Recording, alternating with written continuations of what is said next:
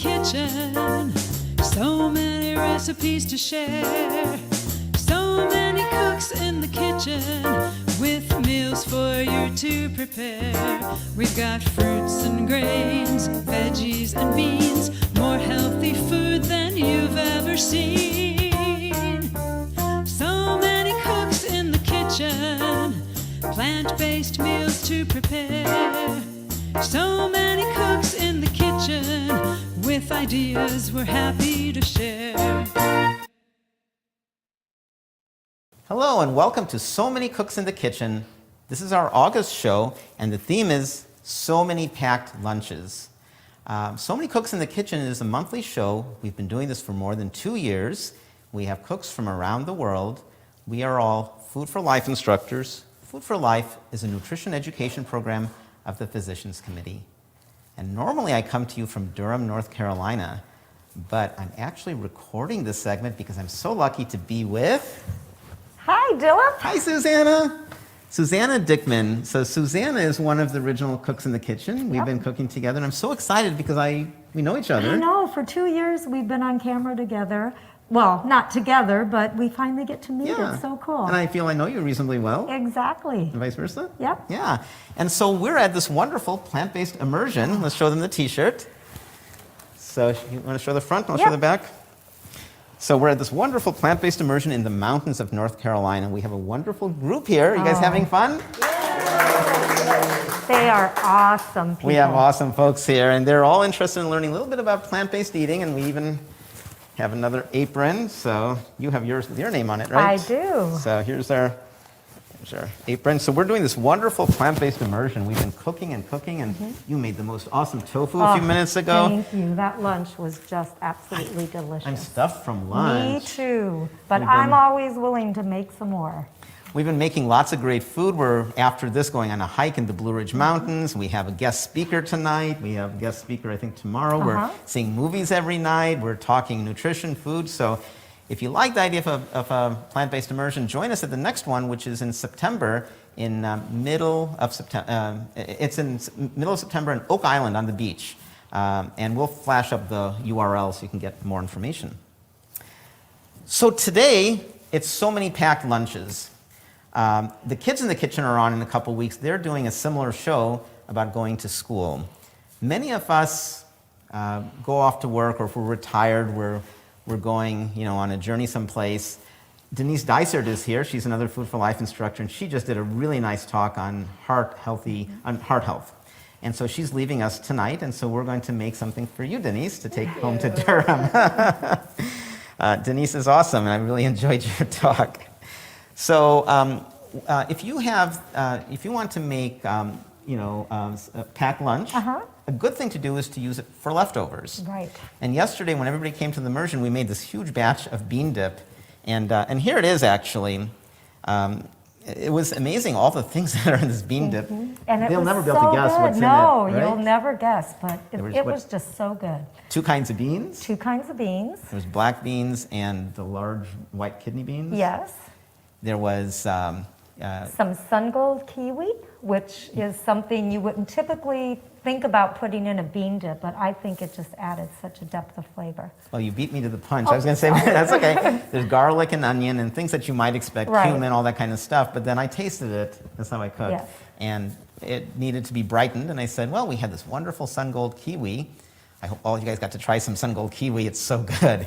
And I said, it needs some brightening, and that's one trick in cooking. Sometimes try other flavors, and you'd have no clue there's sun-gold kiwi. Or is it called sun-gold kiwi?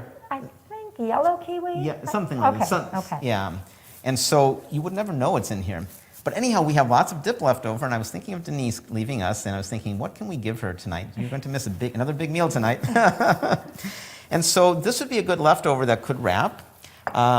And to freshen things up, you want to add something like kale. Kale is always good. And I've already rinsed this, and I've hand-torn it. I'm a lazy cook. I don't want to go to too much trouble with cutting. Would this be a good option? Yeah. I'm going to skip it, but this could be a good option in a wrap. This is another thing we made. This is one of the dishes we made. I think you made this yesterday. I did. Our salad. Yep.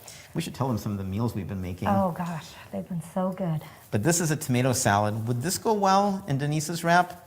Maybe not, because it's so moist, so the wrap might get too wet. Right. So if you're packing a lunch and you do have materials like this, you may want to wrap this separately in parchment paper. And I do have some parchment paper here nearby.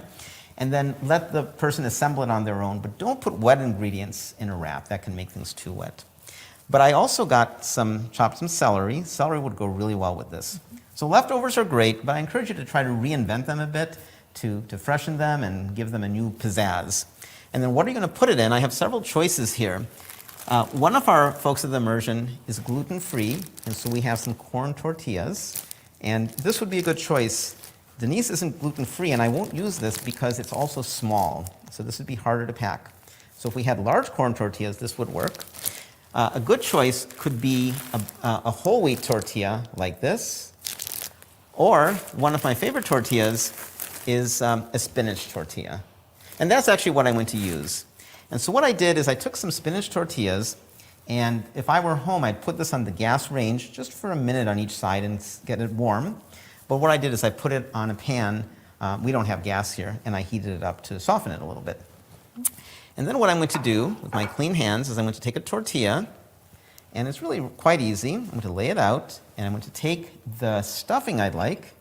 Does it smell good, Susanna? Oh, it smells so good. Yeah? I ate way too much of that yesterday. What else did we make yesterday? Do you remember? We made the tomato salad with cilantro lime vinaigrette, and I think I made that on a So Many Cooks when we did So Many Tomatoes. So last month or a couple months ago. We just made soup, I know, for lunch. Yeah, we had soup and we had tofu, baked tofu with some nutritional yeast on top. What did we have? We had sweet potatoes today. Does anybody remember what we made? What did we make yesterday? We had the tomato salad. We Stuffed had peppers. Stuffed peppers with the wild rice. And we did them a disservice. We were running late. We Yes. had so much to do yesterday, so they were a little soft. They were a little. But you guys trust us. It would be better if you make it on your own, right? And then Dilip made a wonderful quinoa salad. I made that a quinoa had salad, carrots yeah. and peas and turmeric and a lot of different spices. It was just delicious. Lots of nice breakfast food. We had an oatmeal bar, and we had lots of things on your own. I don't wake up early, so people who are up early could have something else.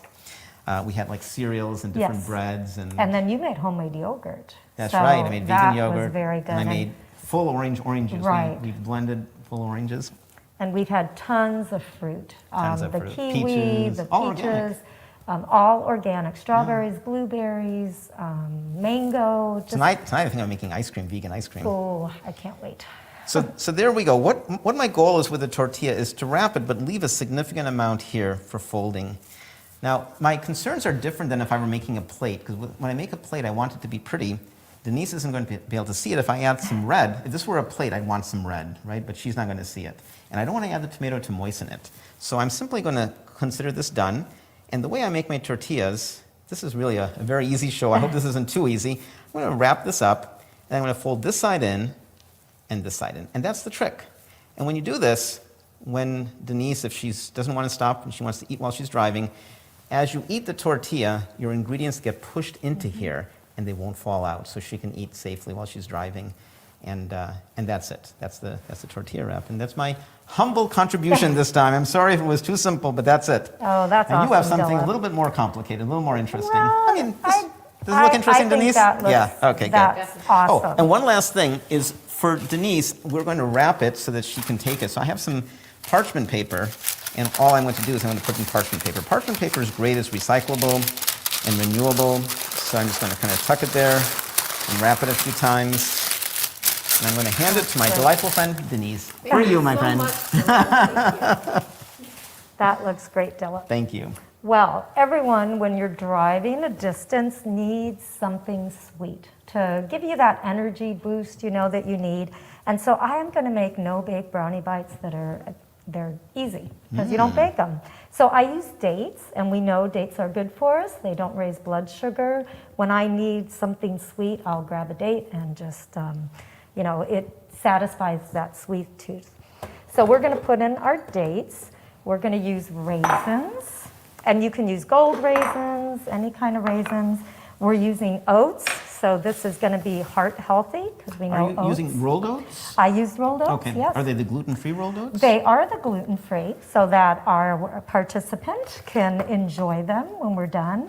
I've got about 2 tablespoons of pumpkin seed and then a 1/4 cup of cacao powder, or you can use cocoa powder to your preference. I love vanilla, so I am going to use a liquid vanilla like that we're all used to, and about a teaspoon. And then, Dilip, have you ever used the powdered vanilla? No, but I know you've talked about it. I've never Yes. used it. How is it different from Oh, well, liquid? it's concentrated, it's powdered, so, but it can take a smell. Can you smell it? Oh, it's so strong. I know, but it's so good. So I like vanilla, so I like to use I do both. too. If you don't, you can use the liquid, but this is just going to make it a little more vanilla-y. So, Susanna, I'm a citrus fiend, right? Yes. Can you use orange essence? Oh, 'Cause gosh. orange and chocolate. I think that would be great. I also would like to use mint, because mint and chocolate. Oh, yeah. What doesn't go with chocolate? I can't think of anything. Everything. Well, Dilip, you have a brand new Vitamix with this food processor, No, you so don't. I'm going to let you do that, and we're just going to process this. This Vitamix is going to do it real fast, so I don't think it's going to take very long. So we'll see. Once it's done, I'll wait.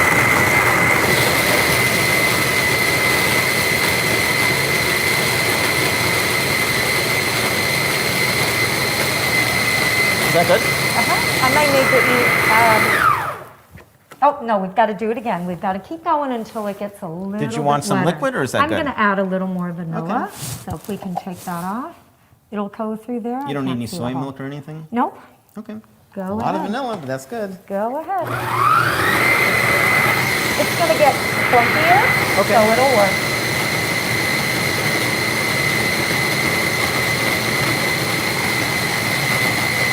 All right, let me try it and see if it's sticky or not.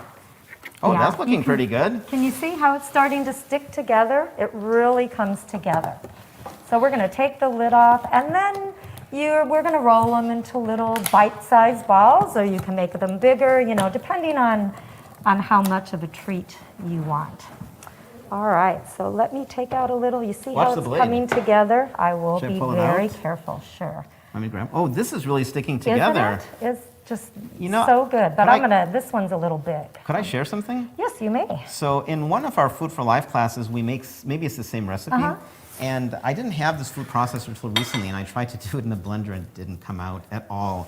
So this is like magic. This is so easy. It's so easy to put together. Wow, I have so much to And- learn from you. Oh, Dilip, I've learned so much from you too. That's why I love doing this, Look at because we have that. so many amazing. And we can roll it in Cooks. some cocoa powder. Oh, right? absolutely. That'd be nice.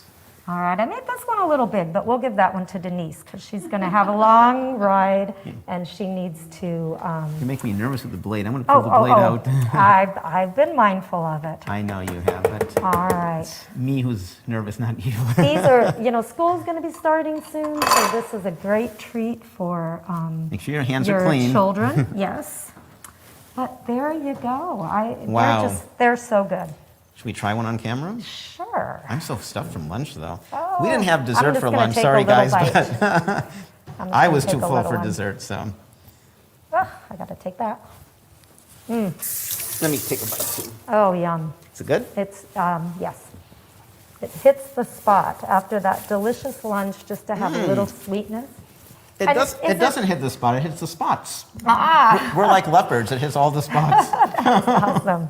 And it's not too vanilla for you, is it? No. Okay, It's good. really good. And it's warm from being in here, Mm-hmm. as it gets cooler, but I love these after I go run. It's a great snack just to I'm going to pass this around. give me We'll make some some more, energy. but let's pass this around and take some time. That was really good. Thank you. Denise is in good shape for her drive home. She is. Thank you. So with that, we hope that you've enjoyed this segment. And let me check. So we're pre-recording ours. We think that the next speaker is Nancy Manifold. Right. She travels between Canada and England. I'm not sure where she is now.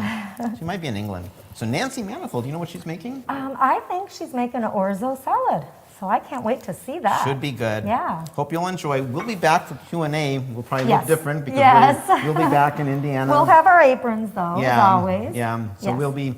we're loving this immersion. Join us Oh, at a yes. future immersion. Please do. It's been totally awesome. So definitely look up the information and get registered. Thanks for joining us, and take it away, Nancy. Thank you, Dilip and Susanna. Your lunches on the go look absolutely delicious.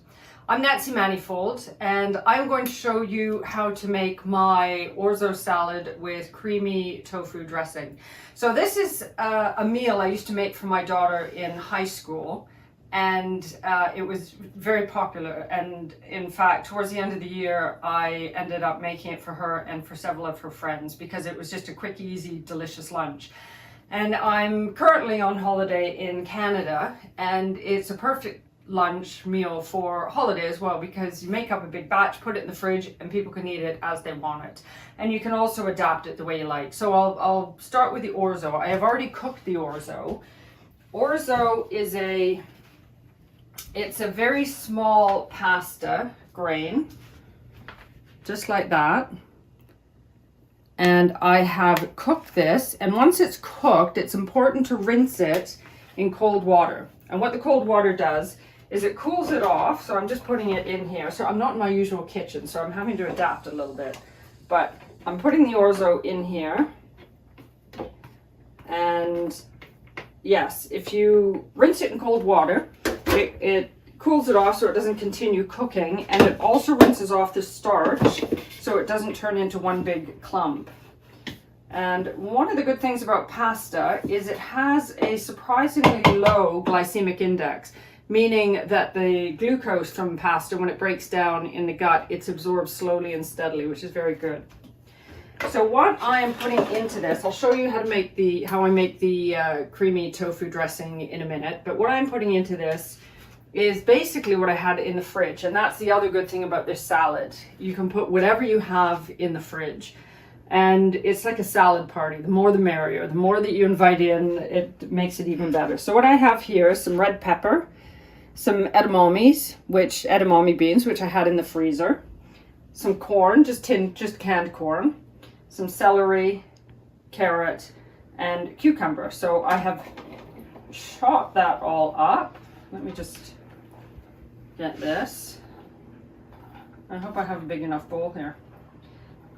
So I've chopped that fairly small. Because the orzo grain is small, it's nice to have the vegetables small.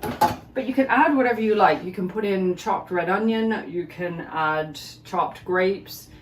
I have some seeds here, so some pumpkin seeds can go in. And the nice thing as well about this salad is, for example, I have some chopped tomatoes, but somebody in the family doesn't particularly like raw tomatoes, so I can leave that out and everybody can add it just as they like it. So it's a kind of salad that you can chop and change and do whatever you like with it. Let me just get a spoon and mix this up.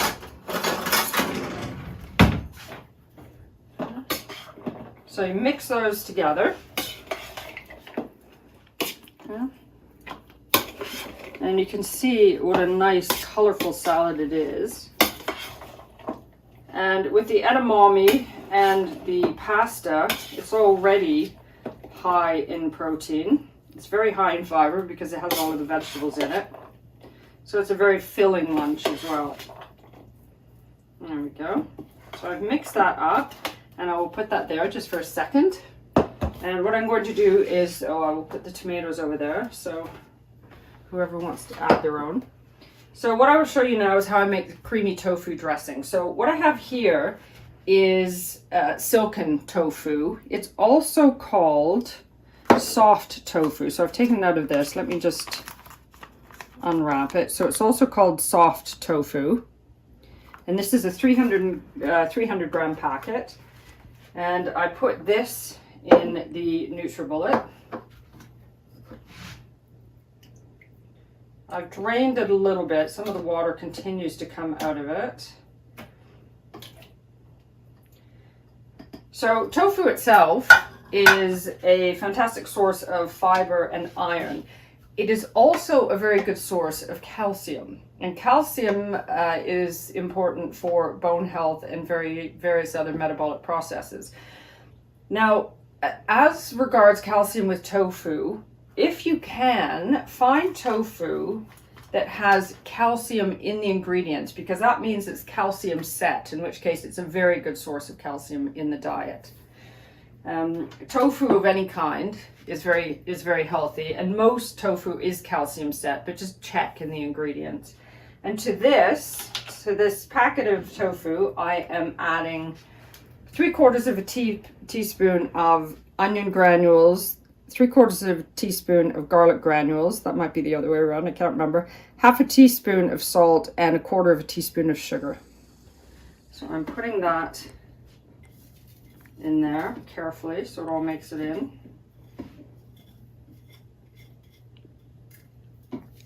And this is a NutriBullet, by the way, if I haven't said. There we go. And to that, I am adding 2 teaspoons of apple cider vinegar.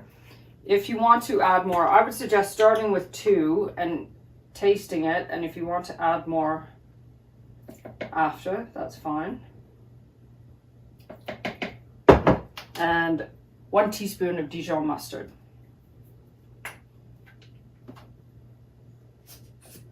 Just a sec.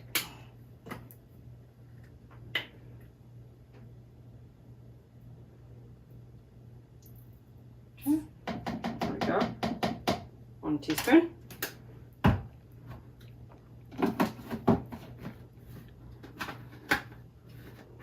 It doesn't want to go on. There we go. Okay. Now we pan over here because this is the rest of my kitchen.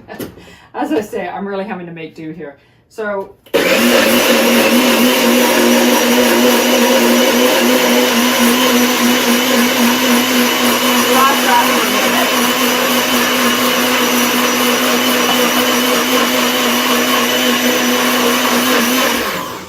there we go. Until you get a nice creamy sauce. I will show you that in 1 second, but the one thing I forgot is the kale. So what I have done here is I have put I've rinsed them, and I've put a few leaves of kale in the food processor. And what you end up with is a very nice fine dice of kale. And I completely forgot to add that to the salad. Okay, and you can use stems and everything because it's so finely diced up, and it just adds a really nice green color overall to the salad. Okay, so there we go. And kale is a fabulous food. It's one of the brassicas, and it's very, very high in calcium and iron and fiber. So with a plant-based diet, it is important to, well, first and foremost, you want nice flavor, but it is also important to think about nutrients. And 2 of the important ones are calcium and iron. And the tofu and the edamame beans and the kale are all fantastic sources of that. So here I have calcium and iron. So here I've got the dressing, and you can add as much or as little as you like. And you store that in.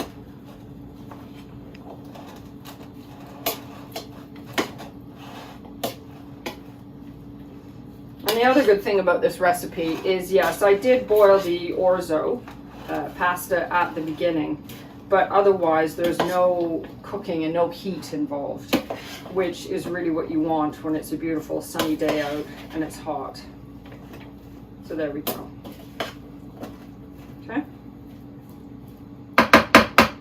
So there we go. We have a beautiful, all the colors of the rainbow salad. Can you see that?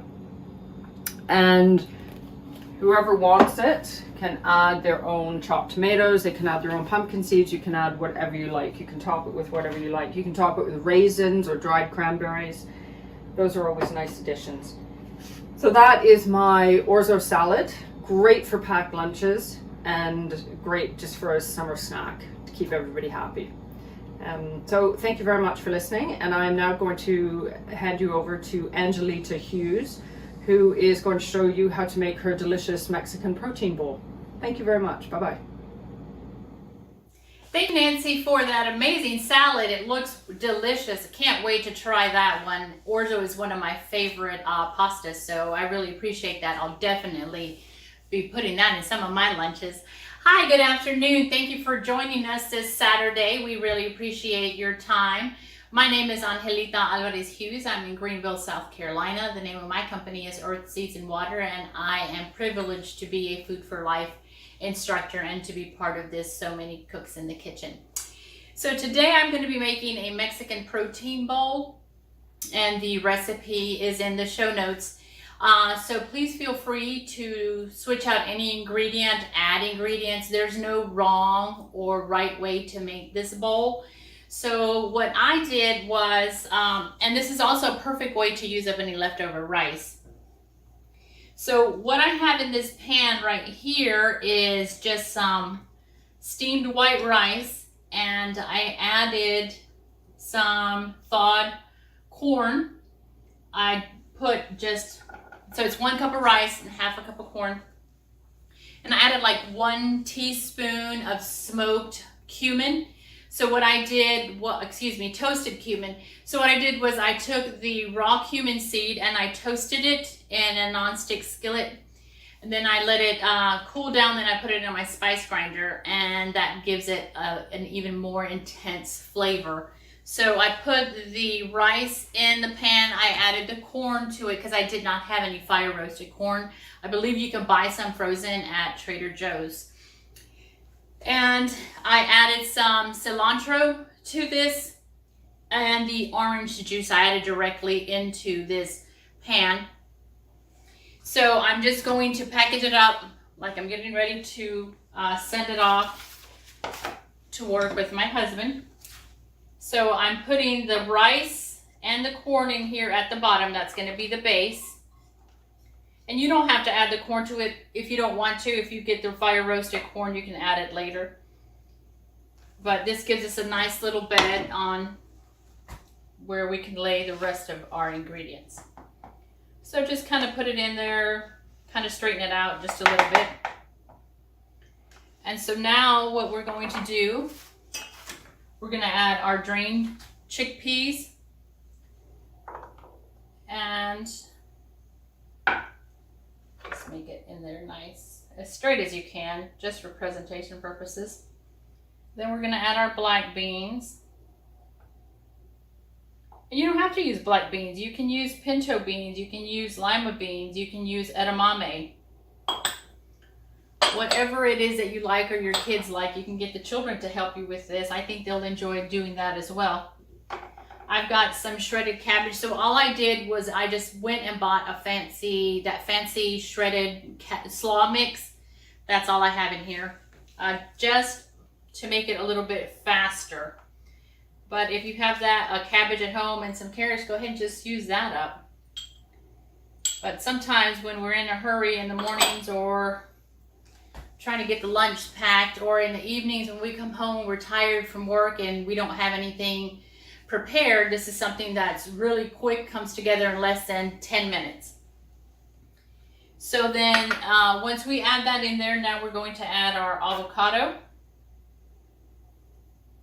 So you just dice your avocado on this side, straight in the little shell. Just be careful because a lot of people do get cut when they're cutting their avocado. So please be very, very careful when you're doing that. And then once we get that in there, now we're going to add our mango. But I ran out of mangoes and I couldn't find any that were ready. So it's peach season. So that's what I have here. I have some beautiful peaches. They're absolutely sweet. They're just absolutely wonderful.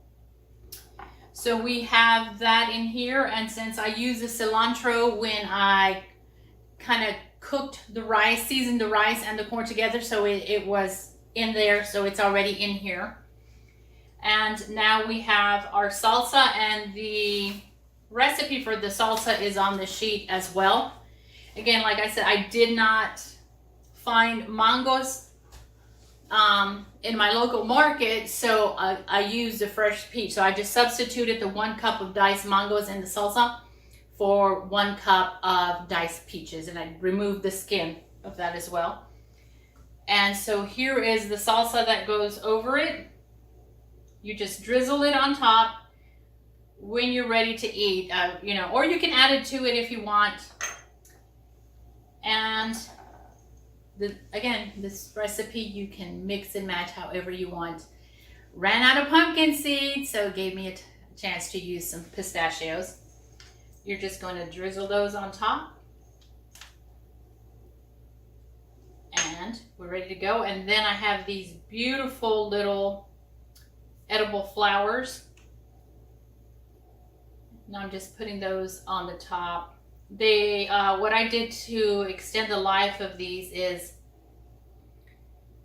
I dehydrated them because they are kind of pricey. I think I paid like $15 for this little container. So when they started wilting, I just dehydrated them and they were fine. So that's it. This is our bowl. This is what it's going to look like. It's absolutely gorgeous. Tastes amazing. And then you just put your little lid on it. Put it in your refrigerator or put it in their lunchbox, and it's ready to go. So again, thank you so much for joining us this Saturday, and we really, really appreciate you guys. Don't forget to be part of the Q&A. And let us know what else you would like to learn or that we can offer you guys. Again, my name is Angie, and up next we've got Jonna, and she is going to be making a rice salad. So take it away, Jonna. Again, thank you so much. Have a beautiful Saturday. Hi, everybody. Thank you, Angelita, for the nice introduction and the yummy recipe you shared with us. Ciao tutti, I am in Italy at the beautiful home outside kitchen of my friend Thor Hansen, who's always been there to help out with our videos, even from the first episode of So Many Cooks in the Kitchen during the pandemic. He had come over to our house. But I'm in Italy, and I needed Thor's help, so I'm at his lovely house today. And you should check him out online because he has this place called Vigna Rocchetta, and it's an amazing vacation home that you can rent for your Italian holidays. So today's recipe is, theme is so many packed lunches, and we all know the importance of having a good lunch even if we're going to work or if we're going to be on the road for some reason. And mine is an easy one. I'm going to prepare for you a rice salad that pretty much has everything in it. So it's a one container, one dish to take with you that's gonna give you all your nutrients, and it's yummy too. So the recipes, of course, are always online. You can go to the recipe booklet for this episode, and I'm gonna ask you please to go to other recipe booklets too. For example, the July recipe booklet for the pickled onions, which I shared with you. It was, the theme was onions that a couple months ago, or just last month. Anyhow, for this recipe today, I used red rice, but you can, if you don't like red rice, you can use white or black or whatever you like. So here's my rice already cooked. I have used parboiled rice, and parboiled rice is easy because, especially for these whole grain rices, which take a really long time. When you buy the parboiled, it cooks really in 10 minutes. So your salad or whatever use you make of your rice will be done in a jiffy. And Here's another kitchen hack. I used frozen vegetables. I picked up my favorite mix, which has peas and green beans and carrots and corn. While your rice is cooking, put your frozen veggies in a container with boiling water and let them stand for the 10 minutes that they're cooking. So then they're done at the same time.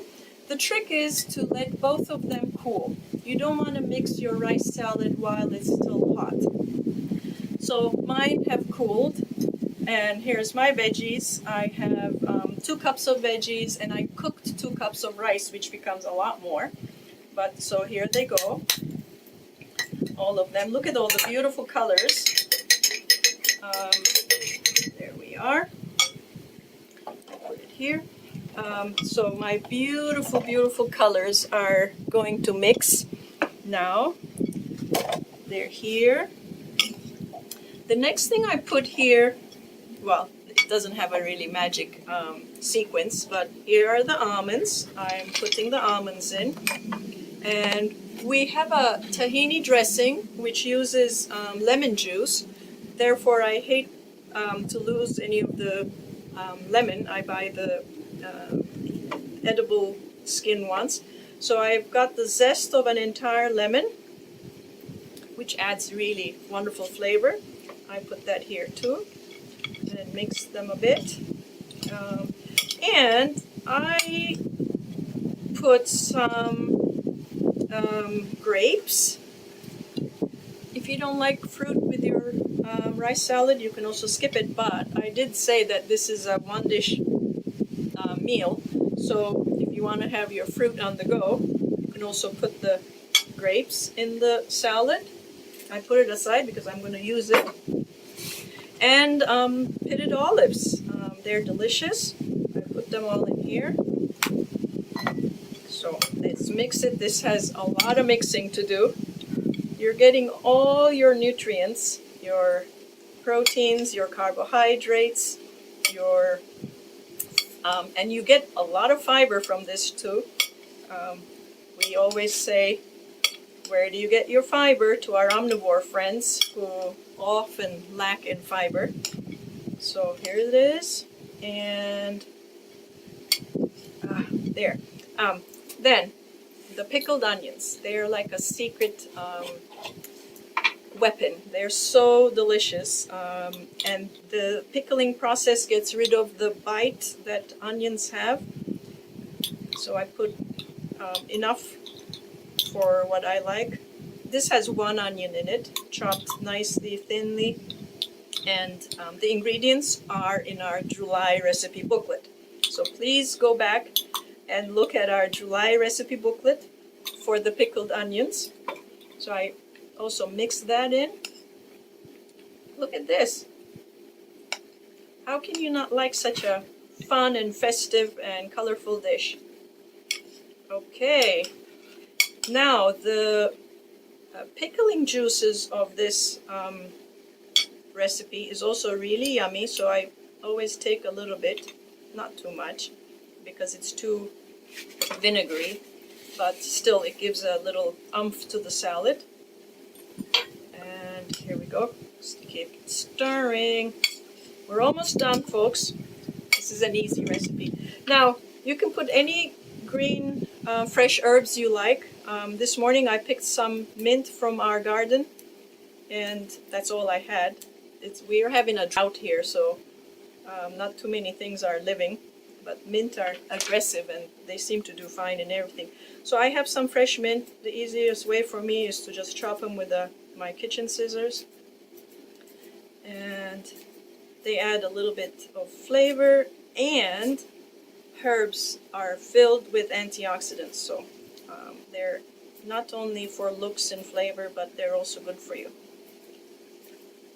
Then, I often just dress this with lemon juice and nothing more, but for today I made a tahini dressing, which is in the recipe booklet. It doesn't have too many ingredients. It's tahini, lemon juice, salt and pepper, some agave or maple syrup, and a little bit of garlic. and then water to thin as you want to do it. So here's mine. It's quite runny and thick, but you can make it thinner if you want. And I like mine lemony. So please adjust the recipe to your liking. Look at this. Looking good, huh? Thor, what do you think? Yummy. Thor doesn't want to be seen on the filming of this episode. He's being shy. But there we are. So our rice salad is done. I will have a taste test. Big helping.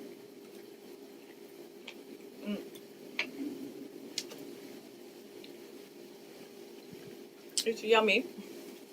Not because I made it.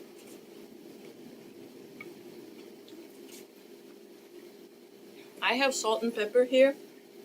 I'm just gonna add some pepper. It's salty enough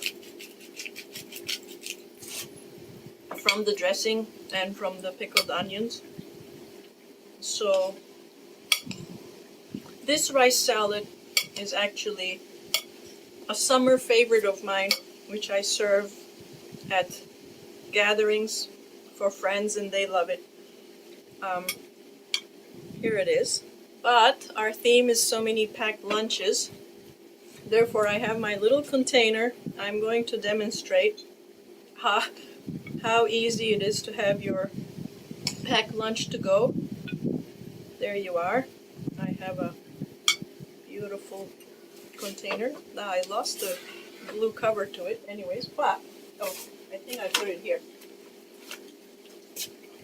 So if you're worried that you don't have a proper lunch box, it doesn't really matter.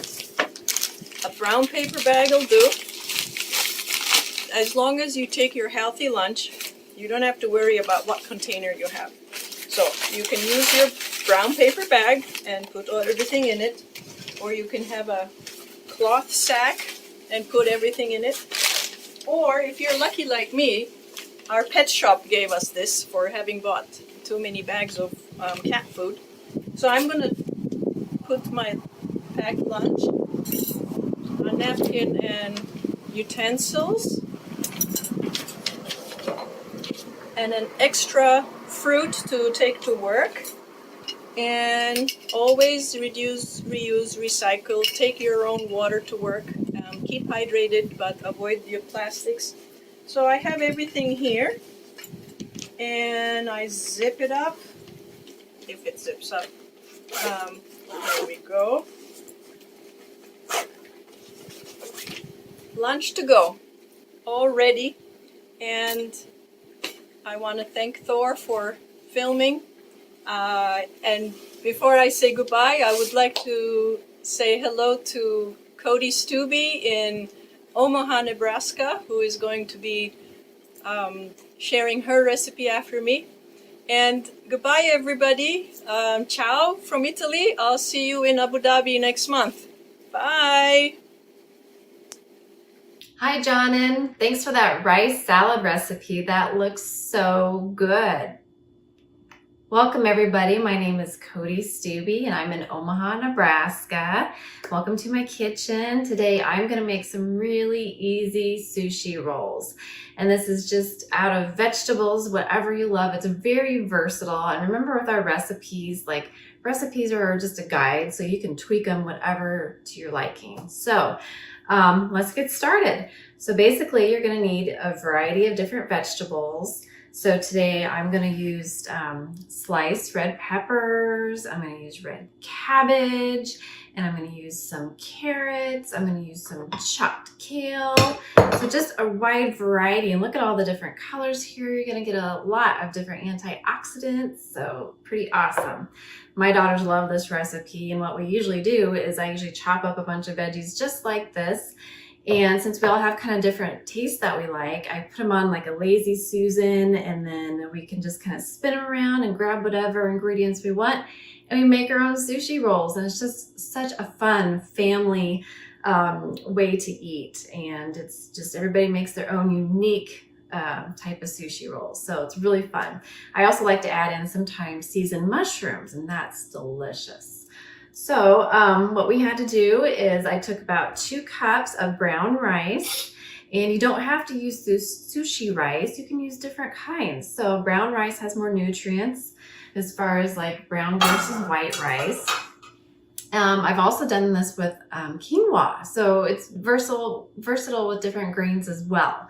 So I did 2 cups of brown rice. I did it in my nice little rice cooker. Now while this is still hot, what I'm going to do is mix up about 4 tablespoons of rice vinegar, and I like an organic natural rice vinegar. I'm going to put that in my little mixing bowl here. And then I'm going to do about 2 tablespoons of pure maple syrup.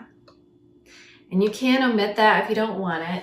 It kind of just complements the rice really well, or the rice vinegar really well. And then I'm going to put in about 3 teaspoons of arrowroot powder, and this is going to help kind of thicken it up. And if you don't have arrowroot powder, you can do a different kind of thickener. So cornstarch is another good one that you could use. I'm just going to tap that in there, and then I'm just going to whisk it up with my fork. Usually I have a little whisker that helps me out, but it must have been used recently. So, and just whisk that up. And then I'm just going to pour this into my rice. And I'm just going to mix that. And you should see the rice, since it's hot, that it's going to start getting kind of sticky. And that's what you want. This is going to help kind of keep that rice from just rolling off of your, or out of your sushi roll. And I don't know if you can see that, but it is starting to kind of stick together a little bit. It just works great. And like I said, this works good with quinoa as well, or a different kind of grain. But yeah, you can smell it. That vinegar smells really good. And see how it's just kind of sticking together a little bit? That's about perfect.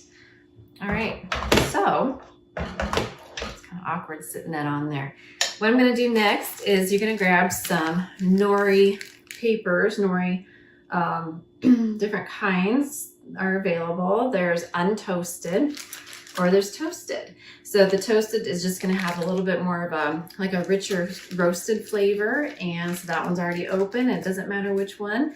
Nori is a great source of iodine for your thyroid health. So it's great to have. And they also have these little sushi or these nori snacks that are just little pieces of nori. And my daughters absolutely love those. So I get those occasionally for the girls. All right, so you got your nori sheet here. And you're just gonna lay it down. Now, usually I use a piece of like saran wrap just to lay it on my sushi roll mat here. And that helps keep this thing from getting dirty because it's made out of wood. And sometimes if that rice gets on there, it can stick and be a little bit difficult to clean, but I do not have any saran wrap today, so I'm gonna go without, so hopefully I don't make a big mess. You're gonna take your nori roll here. Sometimes you can see little lines here, so you're just gonna go this way, I guess vertically. And what I'm gonna do next is I'm gonna add my rice, and there's a certain way you kind of wanna lay it out. So less than an inch thick, maybe like 3/4 of an inch thick or 1/2 inch thick of rice here. And it takes a few times to kind of get the hang of this. So if you don't get it perfect the first time, don't be hard on yourself. It takes a little bit of getting used to. My husband says that he's not the best at this, and the trick is to get everything about as nice and even as you can, because remember, you're gonna be rolling it and you want all that stuff to stick in there nicely. And so if you have areas where it's really thick and areas where it's really thin, it's gonna be a little bit harder to roll. All right, so this is looking pretty good. So what I'm going to do, just kind of spread that a little bit. You don't want to go all the way to the edge because I'm going to get this wet before I roll it, and that's going to help kind of seal it when I'm done. All right, so now's the fun part. So now we start laying our vegetables on there. And you can also do, and I forgot to mention this, you could also do like a roasted tofu on there if you have them kind of thinly sliced, and that would be really good as well. So, and I like a beautiful variety. You can hang them off the edges like this. That's totally fine. I try not to overlap them too much because then it gets kind of chunky and harder to roll. All right, so then I got some kale. And you could totally have cooked vegetables on here, different seasonings. I like mine just raw pretty much, unless it's mushrooms. Mushrooms, I do like to saute them up, and it's always very good. All right, and then I got my carrot sticks here. We're just gonna get a variety of pretty colors. The girls have so much fun with this. There we go. And then, of course, the beautiful red cabbage or purple cabbage, or whatever you want to call it. My girls call it purple cabbage, so. All right, there we go. See how that's looking? All right, so then I have washed my hands, of course, before I start this whole process, but you're gonna just kind of take your finger and dip it into some water, and you're just gonna kind of paint the edge here, furthest away from you. Excuse me, like so. Okay, this is the tricky part. So you want to get it nice and tight. And so you're kind of like tucking it and rolling it at the same time. Tucking it and rolling it and getting that mat away from it a little bit. Hopefully I don't make too big of a mess today. And you got to do it kind of quickly because this edge is already starting to come around and it wants to seal. I might have got a little too much rice on this one. So you kind of press it tight. There we go.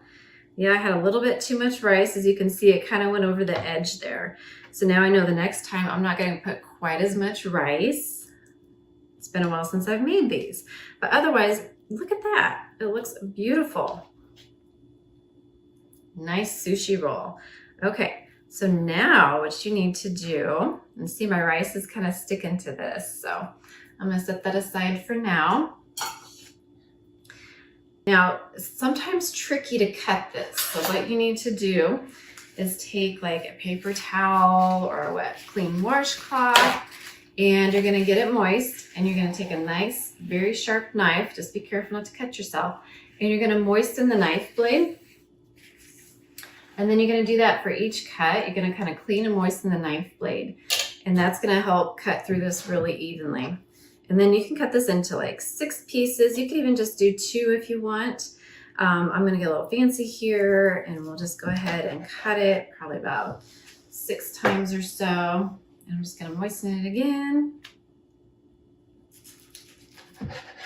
Yes, it smells really good. They're kind of warm. But that's okay, they're fresh.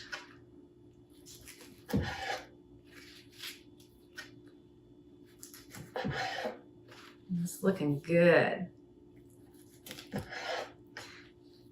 There we go. I can do maybe one more. All right, I got a plate all ready to go. And kind of carefully pick this up. You can kind of curve them, you can make it fancy.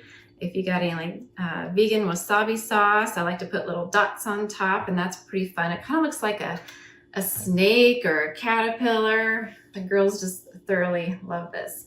And I got some fancy little chopsticks here. And that's all you do. And I just have some low sodium soy sauce. If you're gluten-free, you want to avoid the soy sauce and do like a tamari sauce. And that's it. So you just take one, and if I can do this today, let's try and take one in the middle here. Sometimes it's a little hard to cut all the way through. Oh, I'll try a different one. There we go. So see how we got that with all of our beautiful colors in there, and you can just dip it and eat it. So I'm gonna eat this as soon as I'm passing it over here in just a second. So thank you for joining me in my kitchen for some homemade vegan vegetable sushi rolls that are very versatile and very family friendly. So I'm gonna pass it on over to Karen Osborne. All right, thank you, bye. Thanks, Cody. That looks delicious. And I am Karen Osborne here in Austin, Texas. Welcome to my kitchen. I'm going to show you another fun way to do something like sushi. So I heard of like the health benefits of nori and everything. All this is just it's not really a recipe. It's a fun way to get a lot of nutrients into your lunch. So the ingredients that I'm going to use, you can use anything you want. You don't have to use any of the ingredients that I'm using. So the thing you might want to use is a nori sheet, since it's a sushi sandwich. But other than that, I'm going to tilt my screen down and show you what I have, but you do not have to use these things. All right. Let's see. I have, you can use some leftover rice. I have brown rice, short grain brown rice. You could use long grain, medium grain. You can use quinoa. You don't have to use a grain. I've done it with sunflower seed cheese instead. Just spread it on. I've got some red bell peppers, a good source of vitamin C. I've got some sprouts. This was, I would use a lot more, but that was the bottom of the barrel.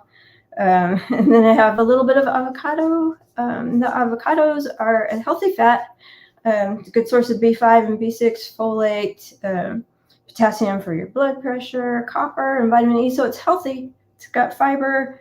It's good for your gut health, but it's a fat, so we're just going to use a little bit.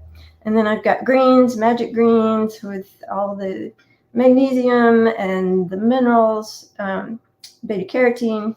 So nori actually, as Cody said, is a good source of iodine, which your thyroid needs to make thyroid hormone, and you need it to make adrenal. Your body needs it to make adrenal hormone.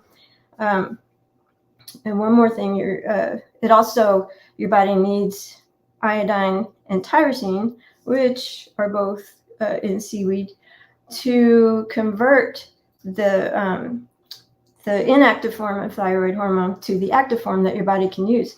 And another thing that it needs is selenium. So to do this, so I'm going to just microplane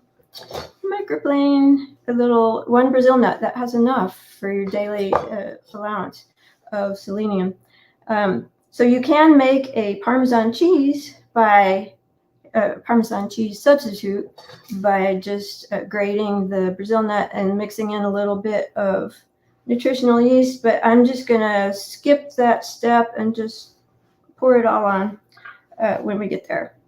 All right, so let's get started. The other thing I have is in advance, I water sauteed some onion and mushrooms, something I like. Don't have to use that, but I just sliced the onion and water sauteed it until it was brown. And so if I really started out with no water, and the water starts cooking out of the onion. If it starts sticking, you just add a little water. Then I put the mushrooms in till the water cooked out of the mushrooms. Just keep it moving and it really won't stick. And then I just sprinkled a little bit of salt and garlic granules in there. You could use whatever spices you like. But the fun thing about this is making it. So I'm going to just take a knife and figure out where the center of my nori sheet is. I've got the shiny side down. And then I'm just going to score it cut through from the center to one side. So now we have, let's see, one more cut. You just want to go all the way through so you have 4 quadrants. All right. And then you're just going to build it.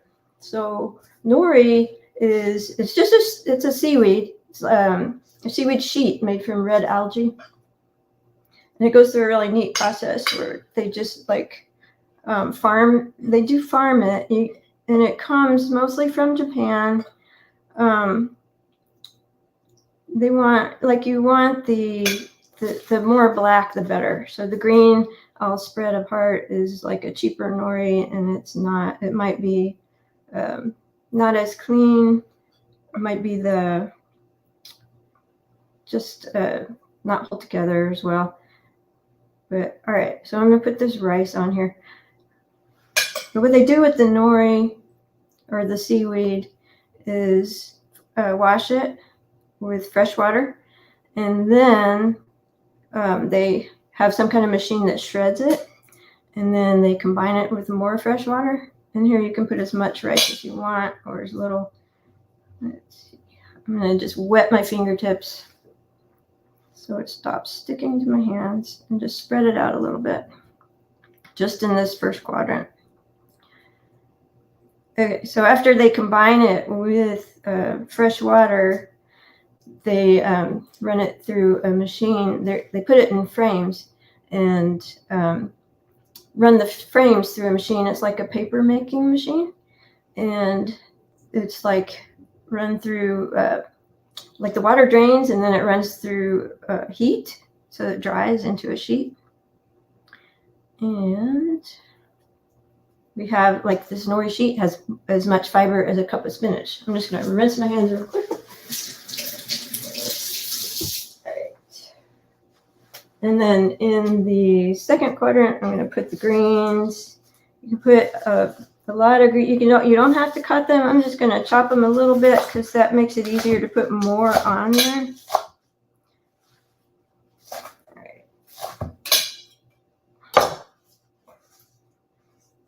Let's see how much I can use.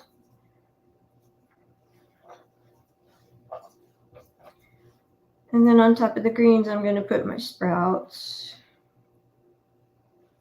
My sorry little sprouts. Okay, then on top of that, I'm going to add some red bell pepper. You could cook the red bell pepper with the onion mushroom mix, or you don't have to use red bell pepper. I like the juicy burst you get when you bite into it. So you just want to make them the size of that quadrant so you can fold it up. So I'm going to cut a little bit off. Eat that later. All right. Just put as much as you want.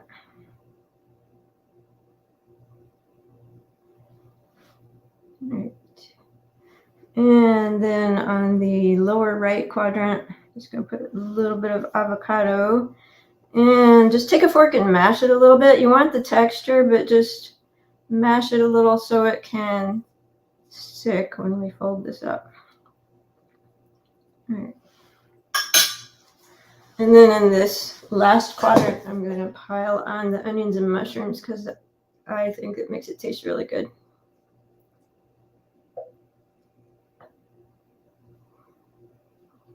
All right. Spread it a little bit. And I'm going to grate my Brazil nut over the onions and mushrooms. Get that selenium.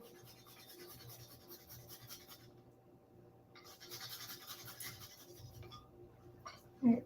And you can use nutritional yeast or not. It's optional. All right, so look at all the colors on there. Let's see. There we go. And what we're going to do is just take this first quadrant and fold it over the second. And then pick up that one and fold it up. And then pick it up again and fold it over. And we have a yummy sushi sandwich. And then I have one kind of a bento box.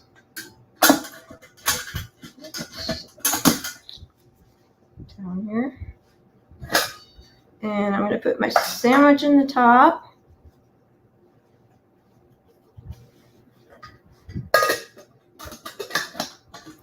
And then I have some grapes and some carrot sticks. And I have some homemade hummus in the bottom. Just gonna hack it up.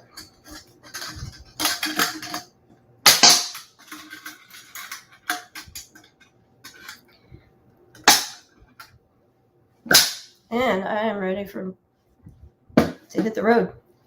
So I am going to pass you over to Carolyn Strickland in Montgomery, Alabama, and she's going to talk more about the bento boxes and something yummy to put in them. Thank you, Karen. That looks great. Can't wait to try that. Yes, I'm going to talk more about bento boxes. So Karen had a really cool metal one. That was really neat. I've never seen one like that before.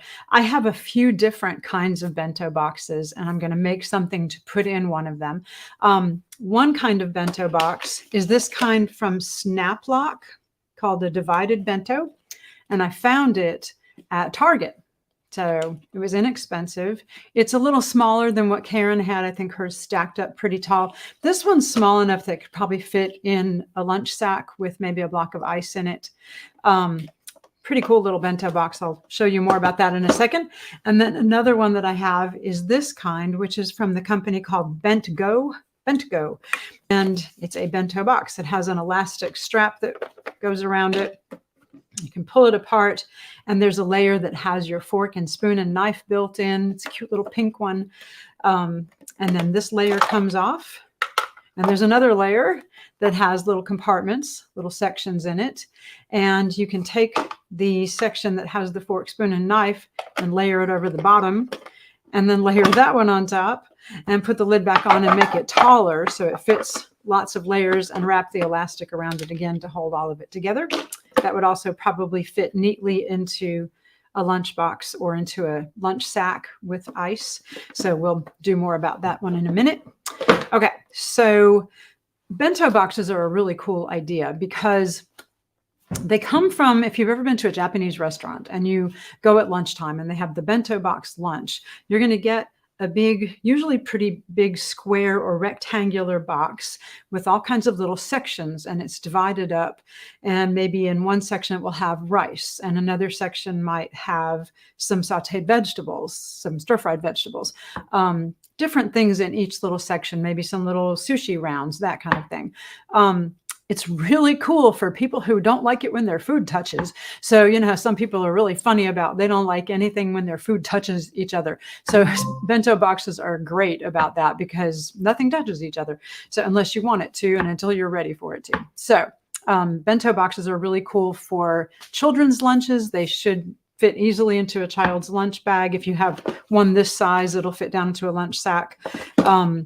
And also grown-ups can take them too. So I'll be honest with you. My husband goes to lunch every day with a lunch that I have made for him, and it's usually leftovers. So whatever we've had the night before, I will send him in his little lunch box, which is just a small cooler. But it'll be leftovers of whatever we had for dinner, and a few pieces of fruit, maybe some pita chips and some homemade hummus or baba ganoush. So he's got a wide variety of things, and sadly, it's healthier than what he gets at the hospital in the doctor's lounge. So that's a bad statement to admit that, but so that's why he takes his own lunch, because it's much healthier than what he can get at work. So it's always a good idea to take your own lunch if you don't have a lot of good options for you where you work. So I'm going to show you a really fun recipe that I came up with to put in a tortilla to make a wrap, which will fit perfectly in a bento box.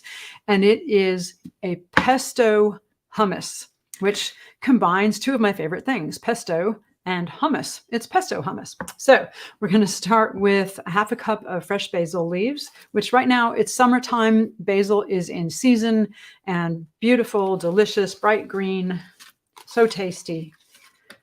All right. To me, basil tastes like summer. So, okay. And I have a fourth cup of walnuts. You could also use pine nuts. So traditionally, pesto is made with pine nuts. Walnuts are cheaper and easier to find. So you could add that. And then we have 3 tablespoons of nutritional yeast. So far, this is just looking like pesto. A couple cloves of garlic. These are really big cloves of garlic. And here's where the hummus part comes in. 1.5 cups of chickpeas. Low sodium if you can find them, or you can cook them yourself from dried. And I have 1/4 cup of tahini. And this is the kind I'm using. It's Mighty Sesame Company tahini. It's organic and it's squeezable, which is really cool. So you can just pour out how much you need. Any brand of tahini will work. I'll put that in. So this is a lemony pesto hummus. So I'm going to add a lot of lemon juice.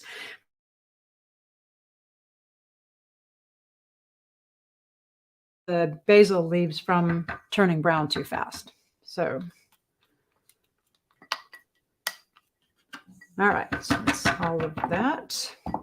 I have basically the juice of 3 whole lemons. It's between 1/4 and 1/3 of a cup of fresh squeezed lemon juice. Put that in.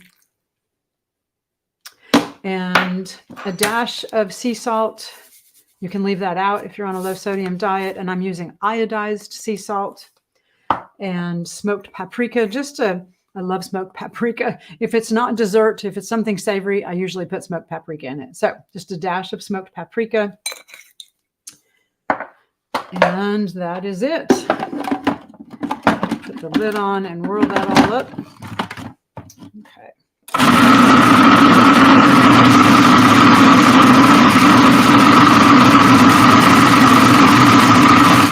I'm going to go ahead and scrape it down a little bit to get all the basil leaves down in there.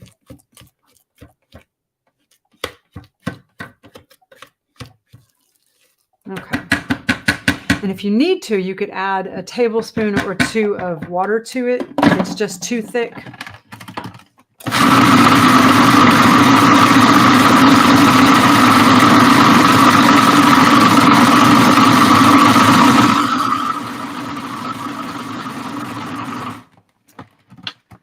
Probably good. All right. Oh yeah, that looks really good. So, and it's okay if some of the basil leaves don't get completely chopped up in it. That's perfectly fine. Basil is delicious.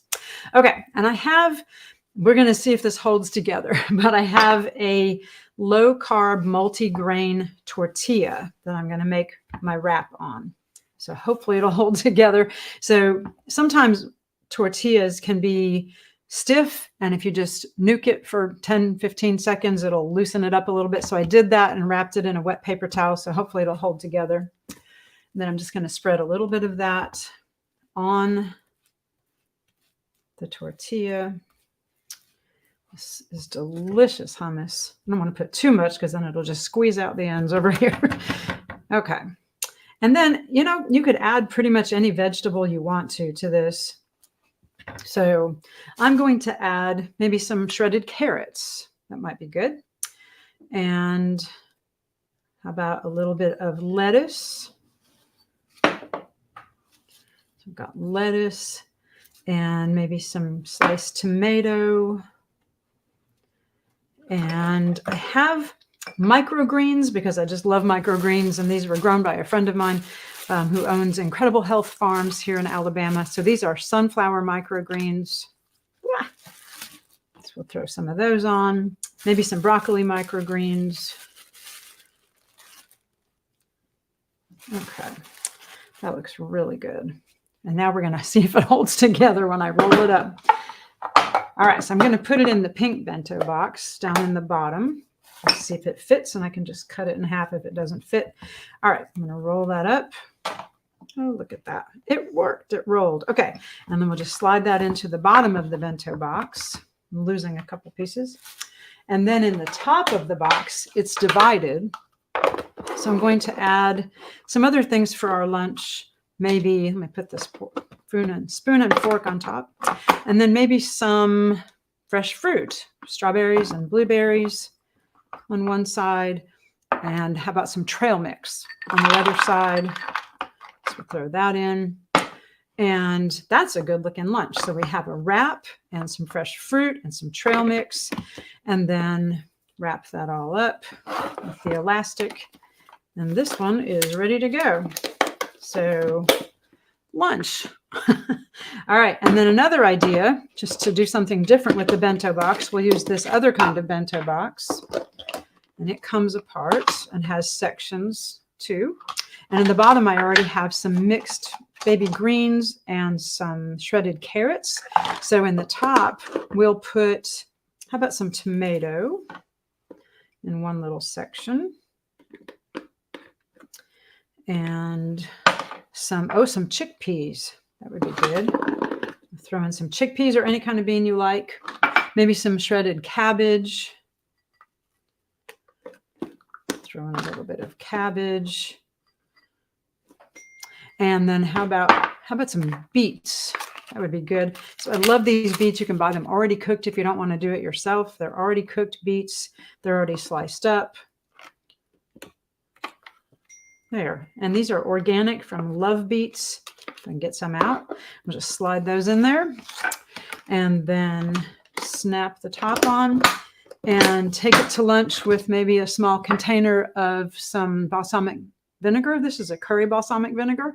And so when you get to lunch, you can just open it up and dump the top portion into the bottom portion and mix it all up, and you've got a salad. But the tomatoes and other wet things didn't make your lettuce all soggy all day waiting before you got to eat. So this is a cool idea of how you keep your salad from getting all soggy during the day before you get to eat. So bento boxes are a lot of fun.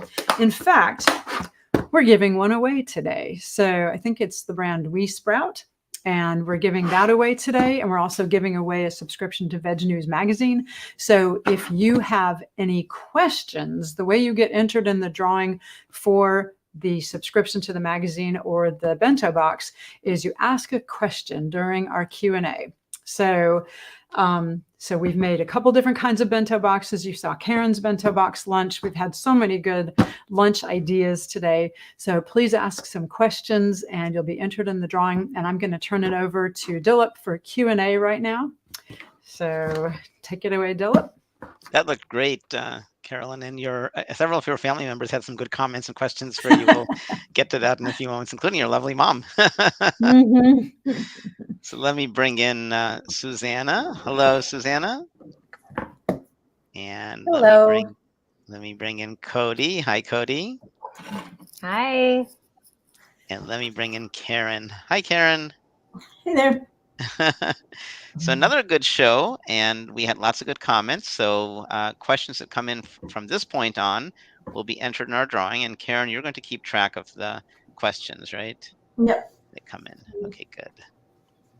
All right, so I have a couple questions while we're waiting for our audience. So let me start with Susanna. First of all, it was delightful cooking with you. Just like a few months earlier, Cody and I had been cooking together online for a couple of years, and we finally got to meet. It was so delightful, and it was so delightful to hang out and cook with you too, Susanna. Each of you is so nice, but you're even nicer in person. So I'm really lucky I got to work with both of you in person.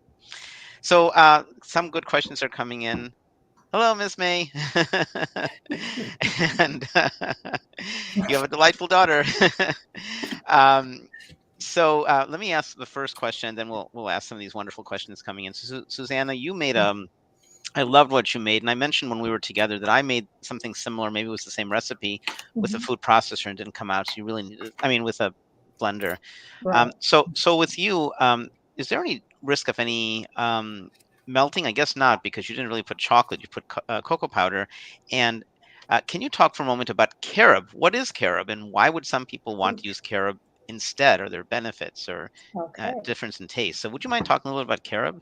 Yeah, that's a good question. And I actually, I'm not sure about that. So I'm going to have to defer to that. But I do want to say I mostly use cocoa powder. I will get cacao powder. And I know they both have a lot of antioxidants. So I'm going to have to let somebody else talk about that. But I do want to say the bites do not melt. In the ingredients, you can put an optional mini chocolate chips, vegan chocolate chips. I don't like, for me or my family, to have that much sugar. So I don't put them in. And Dilip, they were sweet enough, weren't they? They tasted plenty. For me, they're plenty sweet. So they won't melt. they will not melt. You don't have to worry about that. But so the differences between cacao and cocoa, I'll let one of our other Food for Life experts respond to that question. Let me just mention, I'm sure Karen wants to say something. Let me just Okay. mention that carob is used by, there are people who don't like chocolate or who aren't tolerant to chocolate. And I think carob is lower in fat. It tastes a little bit like chocolate. My view is that chocolate tastes a lot better. And I think if you're eating these in small quantities, and Karen, feel free to disagree, and I think you know a lot more about this than I do. If you don't dislike the taste of chocolate and you're eating such small quantities, I'd stick with chocolate. But there are some benefits to carob. And Karen, I'm sure you have something to share about that. Sure. So carob is, if you've seen the pods, like cacao is a pod also, but you eat the bean. Carob is a pod. You don't eat the pod. I mean, you don't eat the bean, you eat the pod. It's sweeter than cacao. Like cacao is kind of bitter. But one thing you can do to lower your consumption of cacao but still have that flavor is use half and half.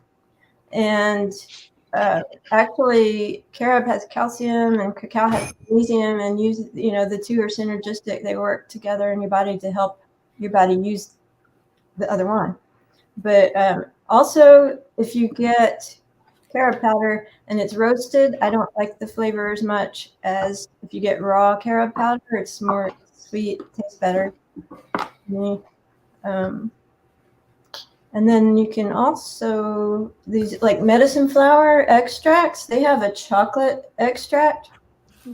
And you can use carob powder with some of the chocolate extract, just a drop or two, and you'll get the flavor of cacao with the look of it without the caffeine and whatever you might be allergic to. We have a couple questions for Cody. So Cody, I'll show you both the questions. So Patricia has asked, I've always wanted to make sushi and just don't know where to start. Looks so hard. Where do I get the mats and the nori sheets? And let me just get the other questions so you can think of that too, Cody. So that's Patricia's, is how do you do it? Where do you get the mats and nori? And then there was a question from Eileen. Cody, will rice paper work the same way as nori sheets in the rolling and wetting the knife when cutting? Yeah. So with Patricia's question, I learned to make sushi a couple of years ago, and I think it was those sushi roll mats, and I have one right here. Let me grab it. I got one for each of us in my family since we all like to roll them, but it's just these little wood dowels that are kind of sewn together. And it works really nicely. And I think I got these at the World Market. I don't know if you have them where you're located at, but probably at maybe an Asian food market would probably have something similar. And they're pretty affordable. I can't remember how much they were, and I'm sure it just depends what kind you get.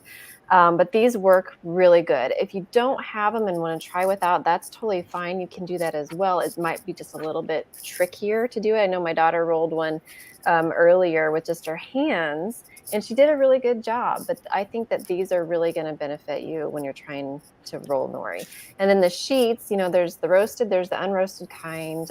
Maybe not all stores carry both, types of them, but you can get those at like any kind of like Asian section at the grocery store or an Asian food market. I think sometimes like a healthy food section too in grocery stores.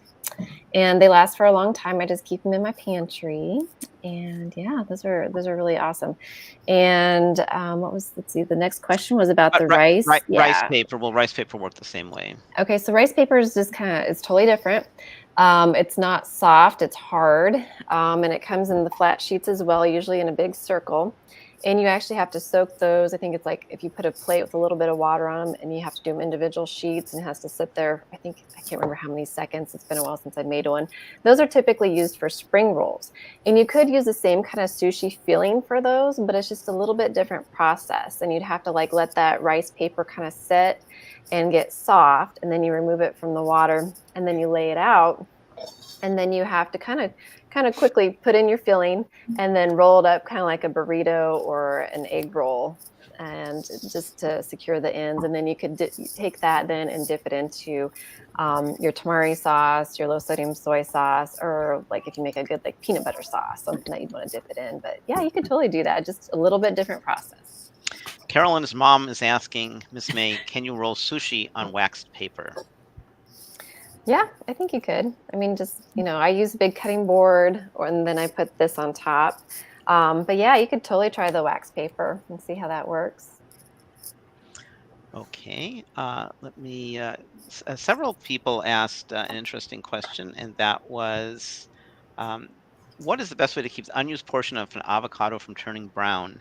So that's Valerie, and I can answer that. So there's a couple of things. First of all, avocado is one of the few, it's actually a fruit, but I like to refer to foods from their culinary perspective. So I call an avocado a vegetable. I mean, it really is a fruit. So fruit or vegetable, whatever it is, it's one of the few that's high in, has some fat. And so avocado isn't the kind of food you want to eat a lot of. I've heard some guidelines that if you're eating 2 or 3 avocados, if you're eating a half or a third of an avocado a day, every other day, something like that, that's probably okay. I can't remember the fat content. I'm sure one of you knows that. But what I do to keep avocado fresh is oops, sorry about that. There we go. Excuse me, is I chop it and then I store it with the seed. There's something about the seed that keeps the avocado from oxidizing. And the cut edges, I put just a little bit of acid, typically lemon or lime juice or even tangerine juice, and that helps.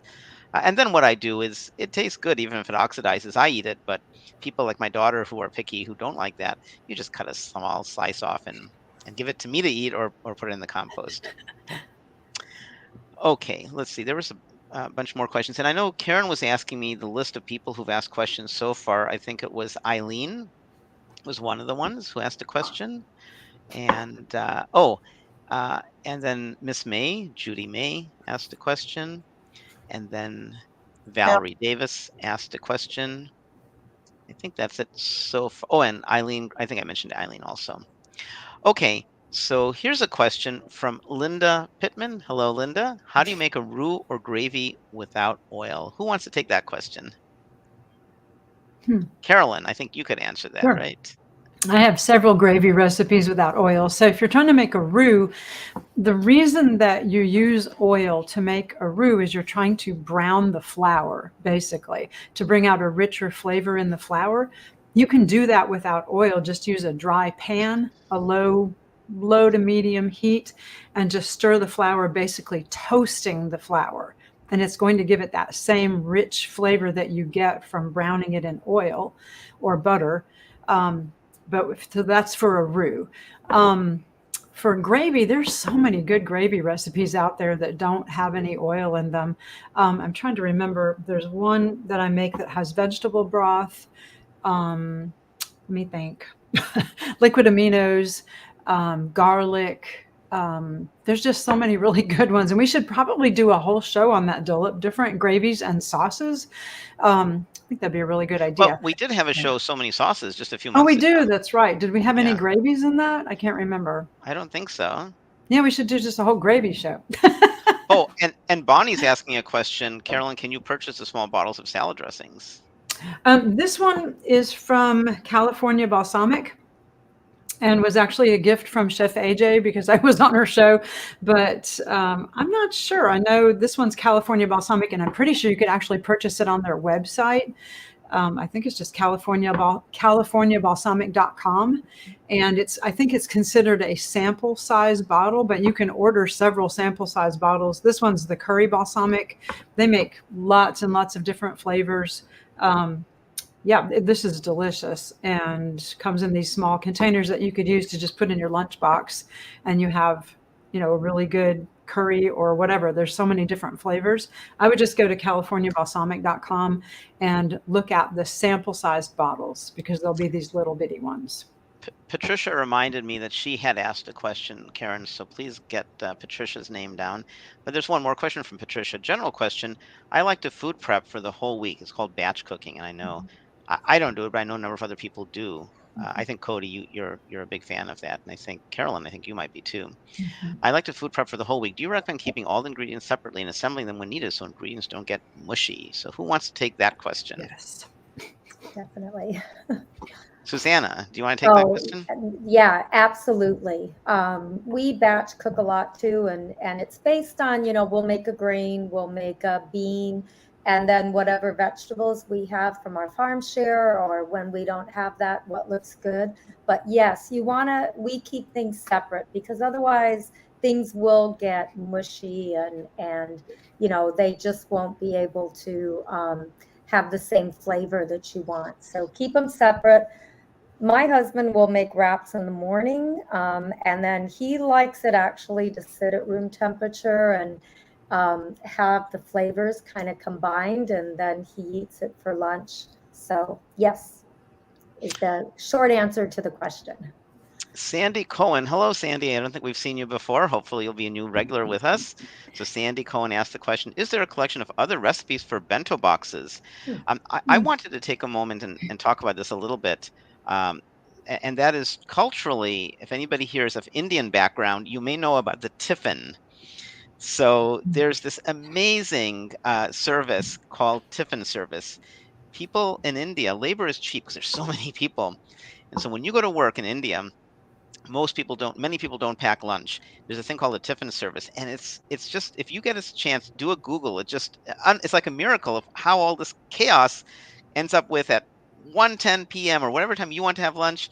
So in these kitchens, everybody's making all these food. They're packing it in these metal boxes and they're stacking it. And then there's a bicyclist ready to take it to the train.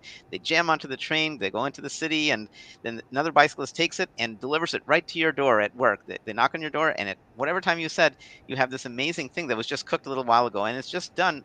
There have been Harvard Business School did a study on the Indian tiffin service. And one of the many hats I wear is I'm a film reviewer. I write film reviews for a magazine, and there's a movie that I highly, highly, highly recommend, 10 out of 10, called The Lunchbox with Irfan Khan. He's a great filmmaker, and many other great folks. It's a great film, and it talks about the basis is it's a romance, actually. There's this guy who has a loveless marriage, and he gets these wonderful tiffin lunches, and the person who makes it, he kind of sends notes back and forth. And anyhow, it's a excellent movie. I highly recommend The Lunchbox. And so to answer your question, Sandy, about other recipes for bento boxes, bento boxes are places where you have space to put different things, and wherever you have a multi-course meal, a lunch, even a dinner or a snack, that would be a good place for a bento box. But maybe Carolyn wants to add a little bit more about that, about specific recipes for bento boxes. Well, Sandy, I just texted you a whole bunch of them. So Sandy is one of my fitness students in my fitness classes here at the Y. But I also just added a link to it from thegreenloot.com, a whole bunch, like 29 different vegan bento box lunch ideas. But basically, it's pretty much anything you want it to be. That's the cool thing about bento boxes, is you could add just about anything. So you could do hummus in one section and crackers and a salad on the bottom. I mean, just it's kind of an endless amount of different ideas. So if you come up with ideas, great. I mean, I would love to know some more ideas of things we can put in them. I also saw a question, Dilip, about which kind is the pink one? And this is Bent Go. This is a Bent Go box. So it's bento, but there's a G in it, so Bent Go. And I think it's probably just bentgo.com, but it is cute and very pink. So. And by the way, Judy asked a question, Judy Leahy, and I'm sorry if I'm mispronouncing it. So the recipes would be bit.ly, bit.ly, and maybe, Cody, could you write this in a comment, bit.ly/so capital M many, capital S sauces, capital R recipes, and there you'll find the sauce recipes. Dilip, that was Eileen. I had responded. That was the May 2022. So it's just a couple months ago. Right, and that would be the link to the recipes. And Eileen, I'm glad you saw The Lunchbox. It was a great movie. Everybody should see it. It was great. Eileen asked another question, and this is for you, Karen. Karen, about nori, and I had a question about nori too. How much of a nori sheet equals 1 cup of spinach? Yeah, one nori sheet has as much fiber as 1 cup of spinach. I actually wanted to ask a question about nori, and it was inspired by Cody's presentation, but but Karen, you could also take it, either or both of you. Is I wanted to know if either or both of you could talk a little bit about nori and about iodine, because some of you guys had mentioned iodine, and you had mentioned, Karen, inactive iodine. One thing that concerns me is I don't like the smell of fish, and so a lot of these foods are full of micronutrients and they're great foods. I tend to avoid them because I just don't like the smell or taste, fishy kind of thing. And the other issue is with pollution. I don't know if either of you are up on this, but what are there issues? I think, Karen, you've done some work in this area. Are there issues with eating sea vegetables and being careful about polluted ocean water? And can you use an alternative to nori? Well, first, I'm gonna hit through the pollution. So, like the seaweed does soak up, like it soaks up the mineral. It attracts all the minerals. Why it's so good for you. It also can soak up the heavy metals and pollution that's you don't want. There are different theories about that. Like it also is kind of a detox for your body. Like it soaks up what your body doesn't need and escorts it out. But there's not a lot of stuff published about like Fukushima and all that. But there are, if you buy organic, and there are like some companies that have organic seaweed, and they test for heavy metals and all kinds of contamination. So you can call the company, or the one place I've done it is talk to the one who goes and harvests it, like picks it. And then some things that are said is that they're grown. You do need to be conscious of where it's grown and harvested. Like if it's in, like they talk about the winds and the current and stuff, and where it's grown. Some places in Japan are like protected waters, because the current is and the winds are pushing all that contamination in another direction.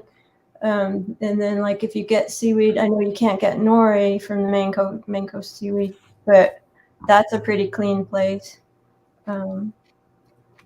Cody, can you talk about alternatives if you don't want to use nori, if you don't like the taste of it? Is there anything else you could roll with? Well, you could do just like a whole grain tortilla wrap. That would work pretty well. And to get those to roll easily, sometimes you have to, like, I like to do a moistened paper towel, excuse me, put it on the single tortilla shell. And then I like to put mine in the microwave for seriously like 5-10 seconds, and that softens it up. And then you could add in your stuffing. So if you want to do the sushi stuffing with the rice and your veggies, you could totally do it like that. And then just however you want to roll it up. You'd probably have to do like a toothpick or something to hold it together, because it won't stick like the nori paper will. And then, you can fold it many different ways, and then you can just slice it up, and it works pretty good. I know when you did it, it looked so gorgeous. It reminded me of like a Chinese dragon or something. So that was beautiful. Thanks. But I think everything you do, Cody, is beautiful. So I'm not surprised. You set a high standard. All of you do, your kitchens and your food preparation, all of you do such a great job. I have to apologize. Judy Leahy mentioned that she was a winner during So Many Tomatoes to get a magazine subscription. So Karen, can you make sure that Judy figure out which one it was, the VRG or the... Yeah, they did thank me for the information, said they would get it out that day. Would you mind resending? Do you still have Judy's contact, her email or her address and all? I'm sure I do. Yeah. So Judy, would you reconnect with Karen at somanycooks.com, give her a couple days, and then Karen, can you mention to whether it was VRG or Veg News that this hasn't happened, and get an estimated delivery date? Sure. We're sorry about that, Judy. We'll make sure we get that to you. So, and if for some reason it doesn't come through this time, then we'll figure out another prize for you. I'm sorry about that. So it should come through soon. Marcia Brown is making a comment. So what a beautiful dog. So she said the stainless steel bento boxes are available at packagefreeshop.com. And Marcia, if you turn that into a question, we could enter you in the drawing. So yeah, you're welcome, Judy. We apologize for the delay in your subscription. So Marcia, go ahead and see if you can turn that into a question, then you can be in the drawing. Okay, Eileen is making a comment. You can buy Chef AJ sample and change out the flavors from California balsamic. Valerie asked this interesting question, and that is Tahini considered an oil? And I'll take that one. So tahini is an oil.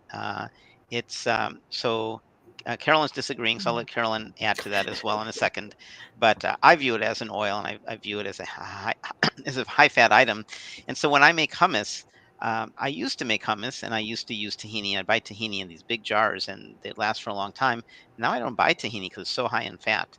So when I need tahini, what I do is I use just sesame seeds, or I'll go to a store, a Middle Eastern store, and I'll say, can I have a very, very small quantity of tahini? I try to use it in moderation. It's high in fat. Sometimes if I want the flavor of tahini and I don't want to buy it, I'll sometimes substitute peanuts. So Carolyn, go ahead and correct me. I view tahini as kind of as an oil, as high fat, but what do you say to that?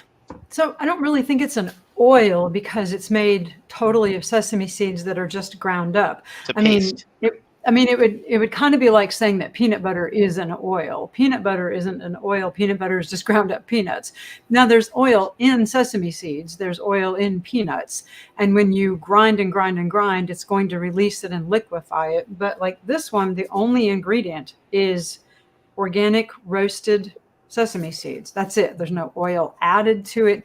So they just roasted the sesame seeds and then ground and ground and ground until they basically pulverized them. So, I mean, yeah, it's got fat in it, but it's not, I don't know. I mean, I wouldn't consider it an oil on its own. Now, there is sesame oil. You can buy sesame oil, which is the oil extracted from the sesame seeds. But this is just whole sesame seeds ground up. So there's yes, it's high in fat, but when I look at tahini, it has oil on the surface, and that's why I consider it an oil. But you're right. Strictly speaking, it's a paste, so I did misspeak, but it's high in fat. And Adrian asked this question: where do you get tahini in a squeeze bottle? I found this at Fresh Market. So this is called Mighty Sesame Company Organic Tahini. And it's actually on sale right now at Fresh Market. So, we lost our Whole Foods. We had a Whole Foods here and they closed. So I've been trying to find other places to shop, and Fresh Market is on the way home from one of the gyms where I teach. So stopped there and they happen to have it. And it's, I'm sure other places would have it too. It's not specific to Fresh Market, but I just found it at Fresh Market. And I want to assure our viewers, you don't have to have a store like a Whole Foods or a Fresh Market or anything like that. Everything we do, most things we do, any reasonable grocery store should have it. I mean, maybe some of the, I can't think of any ingredients we use today that shouldn't be readily available, but many of us prefer, finer grocery stores, but you don't need to do that. Judy is making the comment, sesame seeds are high in fat. So seeds and nuts are high in fat. And during our immersion, Susanna, we were talking a little bit about that. We actually use hemp seeds. I love hemp seeds. They're high in fat, but you use such a small quantity, and they're a great source of omega-3 fatty acids. So I'm a fan of hemp seeds. I like to sprinkle them on my salad. You put such a small quantity. We were actually talking about that in the immersion, about we had one person in the immersion who was an expert at fat, and he could figure out how much, what percentage of foods had fat. Remember that, Susanna? Yes. And so that was really interesting. So but be careful about nuts and seeds. This is one area there's some honest differences of opinion. So for example, we're all Physicians Committee Food for Life instructors, and in our program we recommend 10% fat calories. And the reason we do is because every single study that shows any kind of reversal of diabetes, heart disease, blood pressure, anything, the reversal goes away at 10%, and that's why we recommend 10%. But there are other credible people who go a little bit higher, but most people have a limit on fat. Well, look, I figured out where this is available. So I'm looking right now. Fresh Market, sure, but it also says Walmart has it, and Amazon. And what are you talking about? Has what? Has this? Somebody asked where to find this kind of. Oh, the tahini. Yeah, and this is the one that is just only sesame seeds, nothing else added. And I'm seeing it at several different places if you just go online. But Walmart has it, Amazon has it. Let's see. And Marsha is now asking, do you get those metal bento boxes? And we're giving away a bento box soon, but where do you get your metal bento boxes? And as you answer that, could you also answer issues about BPA? Because you had some, looks like plastic boxes. And are you careful to make sure doesn't have BPA? And does anybody want to talk about BPA? Yeah, BPA free. BPA free. Okay. Yeah, this is BPA free, and it says BPA free right on the label that came with it. And then Bento is a company that is all about sustainable products. So these are also BPA free. So yeah, I mean, I always look for the BPA free label on things, and this says, right on the label, it was BPA free. So does anybody want to take a moment and do a quick thing on BPA? So we have so many plastics in the world, and plastics that, last a long time can be useful, but we're also getting a lot of pollution. But there's also a problem with BPA. And before somebody answers that, Adrian's asking, Carolyn, where did you get your green bento box? The green bento box came from Target. And this is the one that says right on it, it's called a Snap Lock is the name of the brand, and just divided bento box. And it says right on it, BPA free. Okay, great. Does anybody want to take a quick second and talk about BPA? So BPA stands for biphenyl something, and it's been known to leach into food and can cause some health problems. I'm not on top of it at the moment, but I know we try to avoid BPA. We try to avoid plastic. Marsha, thanks so much for your very nice comment. Wonderful. You've been vegan for 20 years, so you beat some of us. I think I beat you. I've been vegan for 25, and I'm so glad that you watch our show. Okay, here we go. Judy's asking, what is the recommended percentage of daily fats if one does not have heart disease? It's an excellent question. So Essie, Dr. Caldwell Esselstyn, and maybe Cody would talk about Caldwell Esselstyn's program. I'll let you handle that part, because I know you've been on some calls with him recently. So he recommends less, but in PCRM and Food for Life, if you don't have heart disease, we recommend 10% fat calories, and the reason is because of beyond that, there's no reversal. Cody, you want to take a second and talk about people who are dealing with heart issues and what Caldwell Esselstyn might say about fat? Yeah, so he recommends no oil, absolutely none at all, and increasing your green leafy veggies. And that's, through his research, he's discovered that that's how you can actually reverse, which means actually open up the coronary arteries, where the arteries will heal themselves and some of that plaque will literally just go away. And so he's very strict on that, which is totally fine because that's his passion. He's a cardiothoracic surgeon. And that's one of my passions too, being an open heart surgery room nurse, is just to know that, hey, you can actually reverse cardiovascular disease with nutrition alone. It's very empowering for patients that maybe would otherwise look at going through very invasive surgeries. Now, there's still a place for those surgeries if it's like an emergent situation where they don't have time on their hands. But if they do have time on their hands, it's not critical. Nutrition is a really great option for a lot of people to get that circulation back. So, thanks. Mm-hmm. And here's a comment that Eileen's seen bento boxes at Home Goods.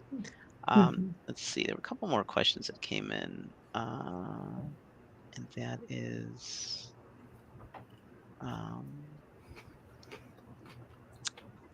okay, I think I covered them. So I had a couple of questions of my own. Let's see.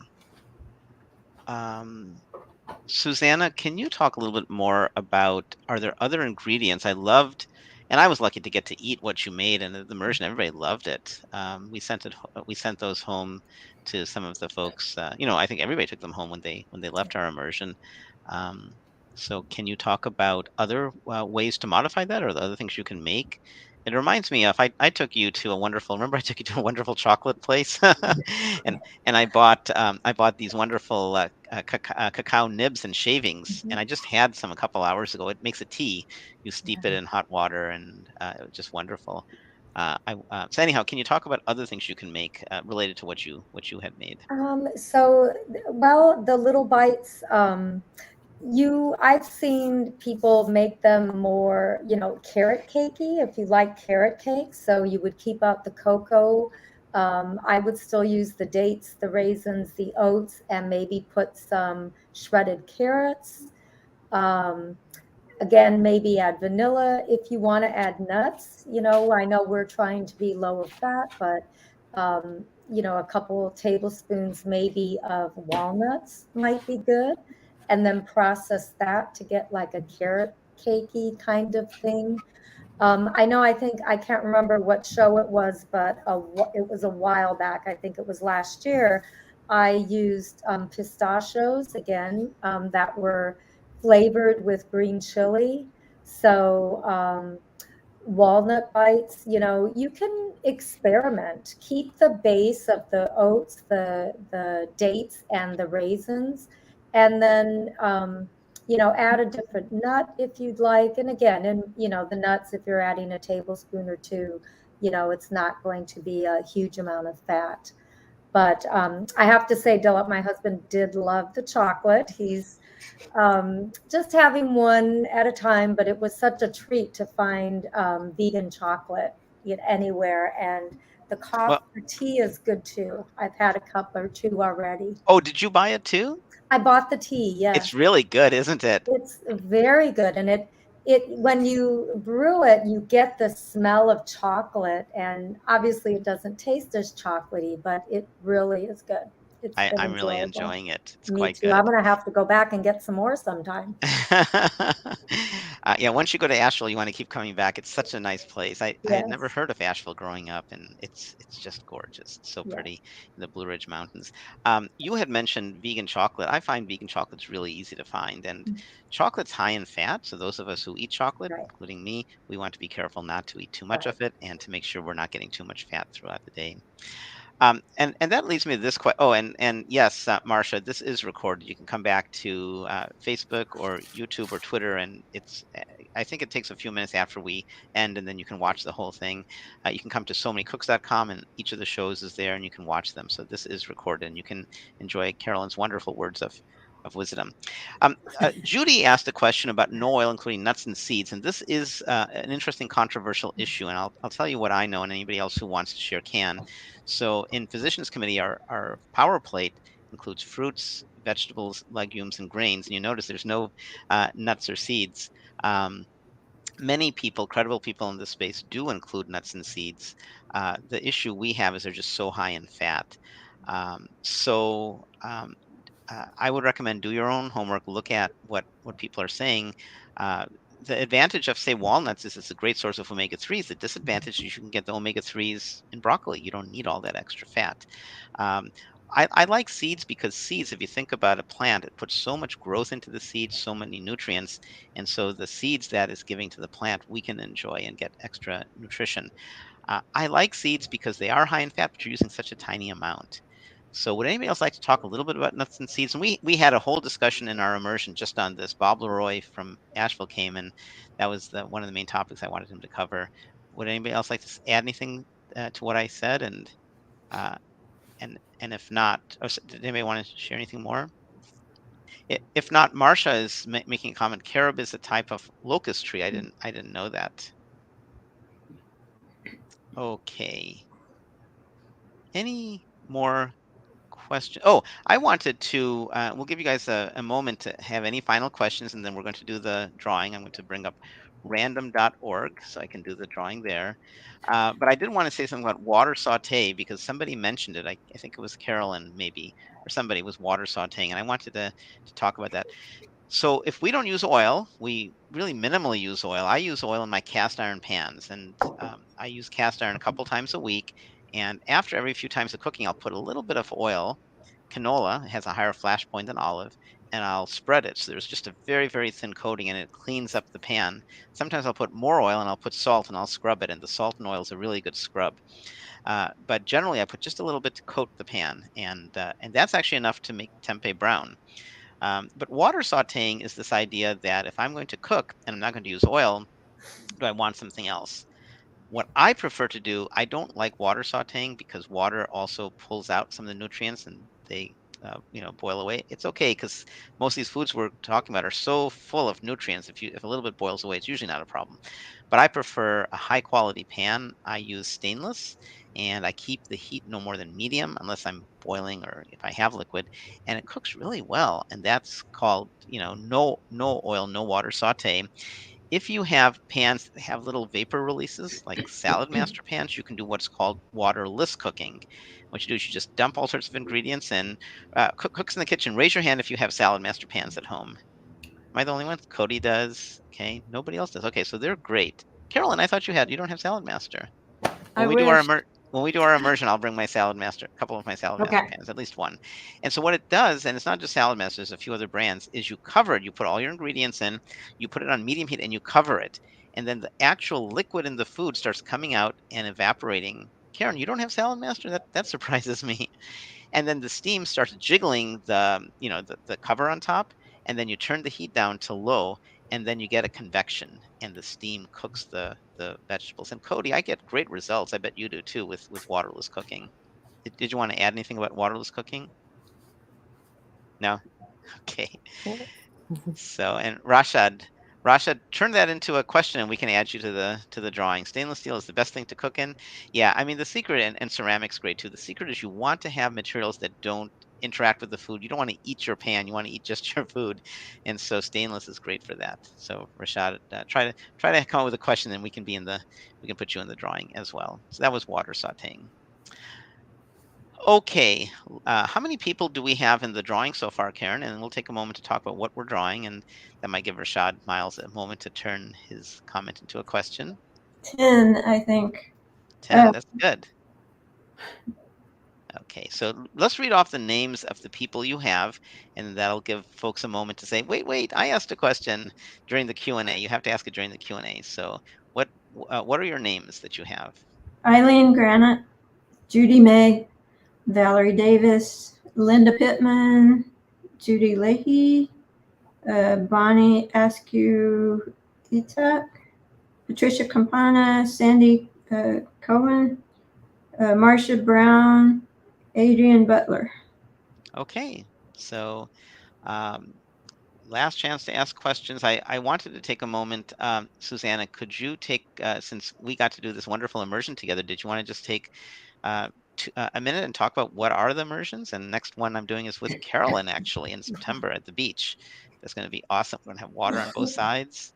So can you tell us what an immersion Sure. is? So the immersion was an opportunity for people who are interested, already plant-based, and just need maybe a refresher, just wanting to hang out with like-minded people. It's an opportunity to come together in a beautiful setting. I hear you're going to be at the beach this next time. We were in the mountains of Asheville, North Carolina. And you, again, will learn about how eating plants impacts your health. We cooked, we hiked, we watched many of the documentaries that help teach you about plant-based eating. We Zoomed with some people, had some guest speakers. So it is just, as it says, immersion. It's a way to immerse yourself in plant-based cooking, eating, and learning about it. It was an amazing experience. And one thing is you don't have to be vegan or plant-based. No. We had a number of people who weren't. So many people hear from their doctors, healthcare providers, you need to be more plant-based, and we'll help you with that. We give you lots of resources, books, material. Rashad is in the drawing now because Rashad has asked a question: what makes vegetables and fruits the best things to eat? There's a lot of research. Some of the things that make them great to eat are the fiber, the water content, the phytochemicals. If you think about it, Mother Nature created all of these things low on the food chain that we can all eat, and it's no surprise that they have many benefits. But those are some of the things that make them great to eat. And when we say best thing, don't forget the power plate. So you're right, fruits and vegetables. It's hard to fruits and vegetables, but also whole grains and legumes. One more question from Adrian. Can you tell us about Salad Master pans? Salad Master is it's the Rolls Royce of pans in my mind. And in full disclosure, they're a sponsor of the Food for Life program. When you become a Food for Life instructor, you can have on extended loan Salad Master pans. They're very expensive, but really good. And so we ask people, when you want to eat the way we cook, you don't need to buy expensive things. The Salad Master is awesome if you can afford it. You can get stainless pans, but if you can afford it, put it this way: when my daughter grows up and goes off to college, I intend to send with her, when she has a place to cook, an Instant Pot pressure cooker, and there's other brands, so that would be fine. Any electronic pressure cooker, a Vitamix blender, Blendtec's great, and there's other blenders too, so a good blender, and then a Salad Master pan or another good stainless, a Price Center with a small one. So that's what I think. I think those are important kitchen appliances, kitchen cooking tools. Okay, let's do the drawing. So Karen, you have everybody numbered from 1 to 11. You add Rashad Miles to the list, correct? And Adrian Butler's already on the list, I believe. So what I'm going to do, I always do a sample. So we have 11 names, Karen, is that true? Yes. I'm going to do a test. I'm going to call a number. This doesn't count. And then we'll see who would have won. So I'm on random.org, and I'm going to generate a random number. And the number is 4. So if this were a real drawing, who would have been the winner of the first prize, Karen? Linda Pittman. Okay. So that didn't count, Linda, unfortunately, but I'm going to now draw a number from 1 to 11. And whatever the number is, whoever wins doesn't get to win a second time. So if I draw like an 8, and then the 8th person wins, and then I draw an 8 again, you don't win a second one. So what's important, and maybe Cody can put the banner up of the email, of Karen's email, is we're going to draw, and then if you're the winner, then if you're the winner, I wonder what you mean, Miss May, what you want to get your daughter. You're the most delightful mother, Carolyn. I hope I get to meet her one day. Are you going to get me Salad Master, Mom? It's very expensive. No. I think I know Carolyn when I'm going to get to meet her, but I won't say anything more about that. But when you win, if you win, then please immediately acknowledge, send a chat message. I won, I'm so excited, and thank you, or whatever. And then send an email to Karen@somanycooks.com, and we'll need to know your email address and your mailing address. Don't post that, please, on chat. Don't post it on social media, but please send it to Karen. And if necessary, she may forward it to me too. So only Karen and maybe I will know your contact information, and whoever fulfills it. So cool, everybody's good with that. So if you win, then you want to say, I won, and jump up and down if you want, or whatever. You can just tell us I'm jumping up and down, or too bad, Cody, they don't have like a little Nora in there. Maybe the person who wins will, because Nora loves to jump up and down, right? And share her enthusiasm. Okay, so I'm going to draw a number from 1 to 11, and the number I get is, again, 4. So whoever it was Judy Pittman. Linda. So Judy, Linda, even though you were sad that the sample came out to be you, we have another 4. So Linda, you win the magazine subscription to Veg News. Veg News is an excellent magazine. It comes out, I think, every other month, I think, and it's full of ideas, recipes, articles. Veg News. So please acknowledge, Linda Pittman, that you are here, because we want to make sure we know how to get in touch with you. And if we don't hear from you after the next drawing, we will draw that again. But we do need you to confirm you're here, and that you will send a note to Karen@somanycooks.com with your contact information. So Linda, please do confirm, and we'll wait a little bit. We'll go ahead and do the second drawing. The second drawing. There's Linda. Great. So congratulations, Linda. You'll be getting your magazine. And all of you, I apologize because somebody, I think it was Judy, has said she didn't get her prize. So we're promising prizes. And if they don't come through to you, definitely be back in touch with Karen, and we'll make sure you get your prize. The next prize, Karen, do you want to talk about the bento box that we're giving away? Oh, I know it's so it's a large size, and it's I think it is stainless steel, a metal, but it's a square. It's not round and stackable like mine, but it's I could find the link. I can't remember the brand. If Do you any, remember Carolyn, the brand? We Sprout. We Sprout. And thanks to Karen for finding it as a good giveaway. So let's give away the bento box. It's worth, I think, $30 or something like that. So let's take a look. So the next winner from 1 to 11 is 1. Who's number 1? Eileen Granite. Congratulations, Eileen. You're one of our, we always see you and we love seeing you. And I'm delighted that you are the winner, Eileen. Can you post that you, there's Eileen. Eileen. So go ahead and post that you're here, Eileen, and that you will send a note to Karen at somanycooks.com, and then we will get you the bento box sent directly to you. You'll have to email her and send her your address and your email. We'll give you a second. So when I was asking who's number 1, all of you are number 1 in my book. The fact that you watch our show is wonderful. And all the cooks in the kitchen, I learned so much from each one of you. Cody, was so masterful how you were rolling today. And Carolyn, I always love your kitchen and all of your appliances and what you do, your beautiful bento boxes. Susanna, you're so amazing. And now that I got to work with you in person, I know that even more so. I knew already, but I knew even more so. And Karen, you're number 1 in my book too, because you're such an expert at ingredients. I don't think there's anything about plant-based ingredients that you don't know. So I have to tell you that I'm honored to be a Food for Life instructor and a cook in the kitchen. Physicians Committee does an amazing job picking us, and I know when I can't answer a question, there's going to be a lot of other Food for Life instructors who can. So Eileen, are you here? So I'll give you another half minute to respond.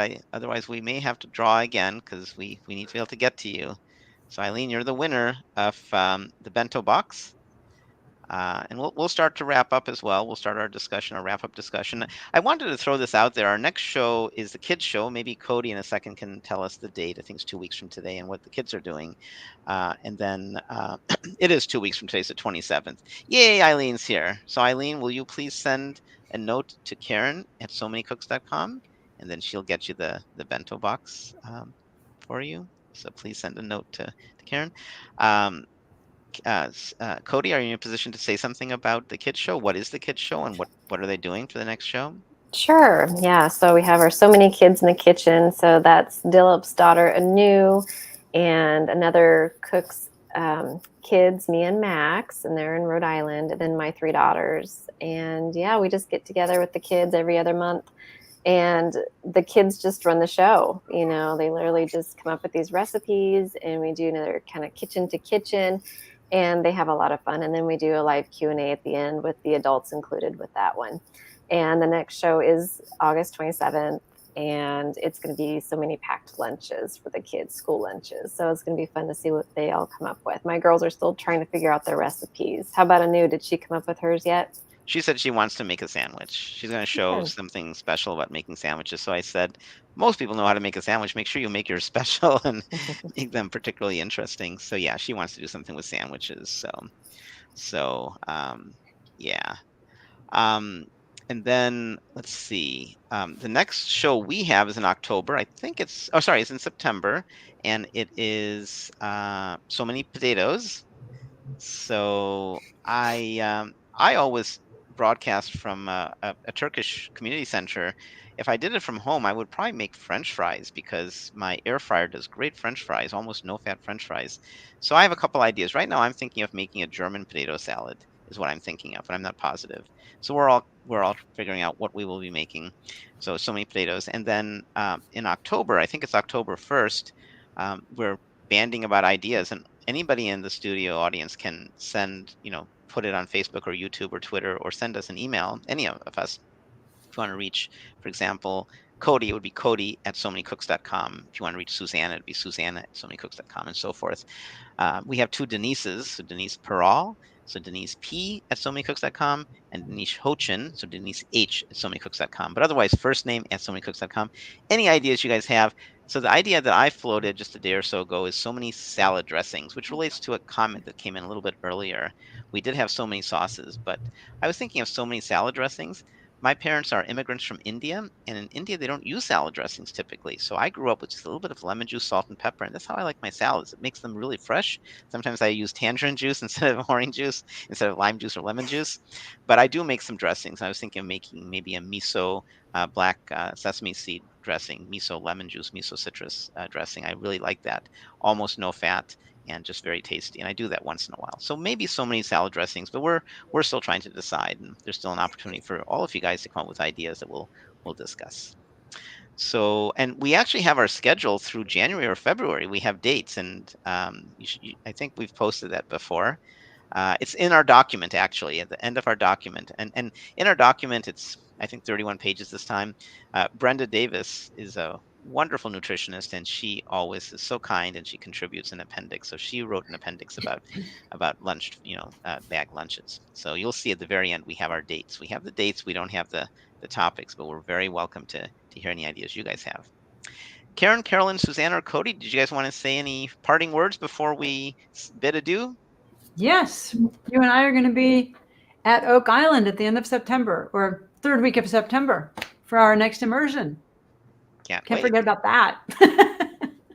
Yeah, and the house is gorgeous. It's even bigger, Susanna, than the house we had in Asheville. It has, is it 17 bedrooms or something like that? It's huge. Crazy. And it overlooks water on both sides. It has its own swimming pool. It has an elevator, 3 stories. It has, can't remember if it has a hot tub. Just gorgeous. And we're going to be taking breaks and going out. This beach is one of my very favorite beaches. It's where North Carolina goes east-west. And so the water comes from the south, not from the east. And the water is bathtub warm. It's like 80, it's going to be like 82 degrees in the water. It's just unbelievable. It's so beautiful. And so when we take breaks from our cooking and discussion, you can go out on the beach. You can just rest, because we're going to be sharing so much good information about plant-based eating. Maybe some yoga. For people who wake up early, not me, so that'll be your job, my friend. Yes, maybe we'll do some, we might do some body weight fitness activities too, since I'm an ACE certified fitness instructor. So we might be doing some of that. Maybe on the beach. So, yep. Yeah, so Suzanne and I, at our immersion, we had, if you're super early, you wake up at 3:30, 4:30, 5:30 in the morning. For me, 8:30 is early. If you wake up super early, there's breakfast out, there's healthy box cereals, there's fruits, there's tea, coffee, grain drink, which is like coffee but is caffeine free. So just help yourself. And then 9 a.m. I wake up a little bit early. So at 9 a.m. I show up and we make a proper hot breakfast: oatmeal, fruited breakfast quinoa, scrambled tofu, all sorts of things. So join us, and we'll cook breakfast and then have some more stretches so that I can stretch, and then some discussions, free time, all sorts of giveaways, prizes, books, and then free time in the afternoon. We cook lunch and dinner, and then there's a film we watch. I make ice cream for you while you're watching your film, plant-based, no added fat, no added sweetener, almost no added sweetener, depending on how you like your ice cream, popcorn, other snacks. What other snacks did we make during film time, Susanna? Do you remember? There was popcorn, ice cream, nachos. We didn't end up making them. People were so stuffed. We offered to make nachos, and people said, "No, enough food. You give us so much food." The ice cream was the best for me. That was my favorite. And I kept feeding you more and more ice cream, and Susanna kept saying, I know, "Maybe a tiny bit." But it was so good. You just wanted to eat it all. So. And then for anybody who stays up late, nobody in this immersion did.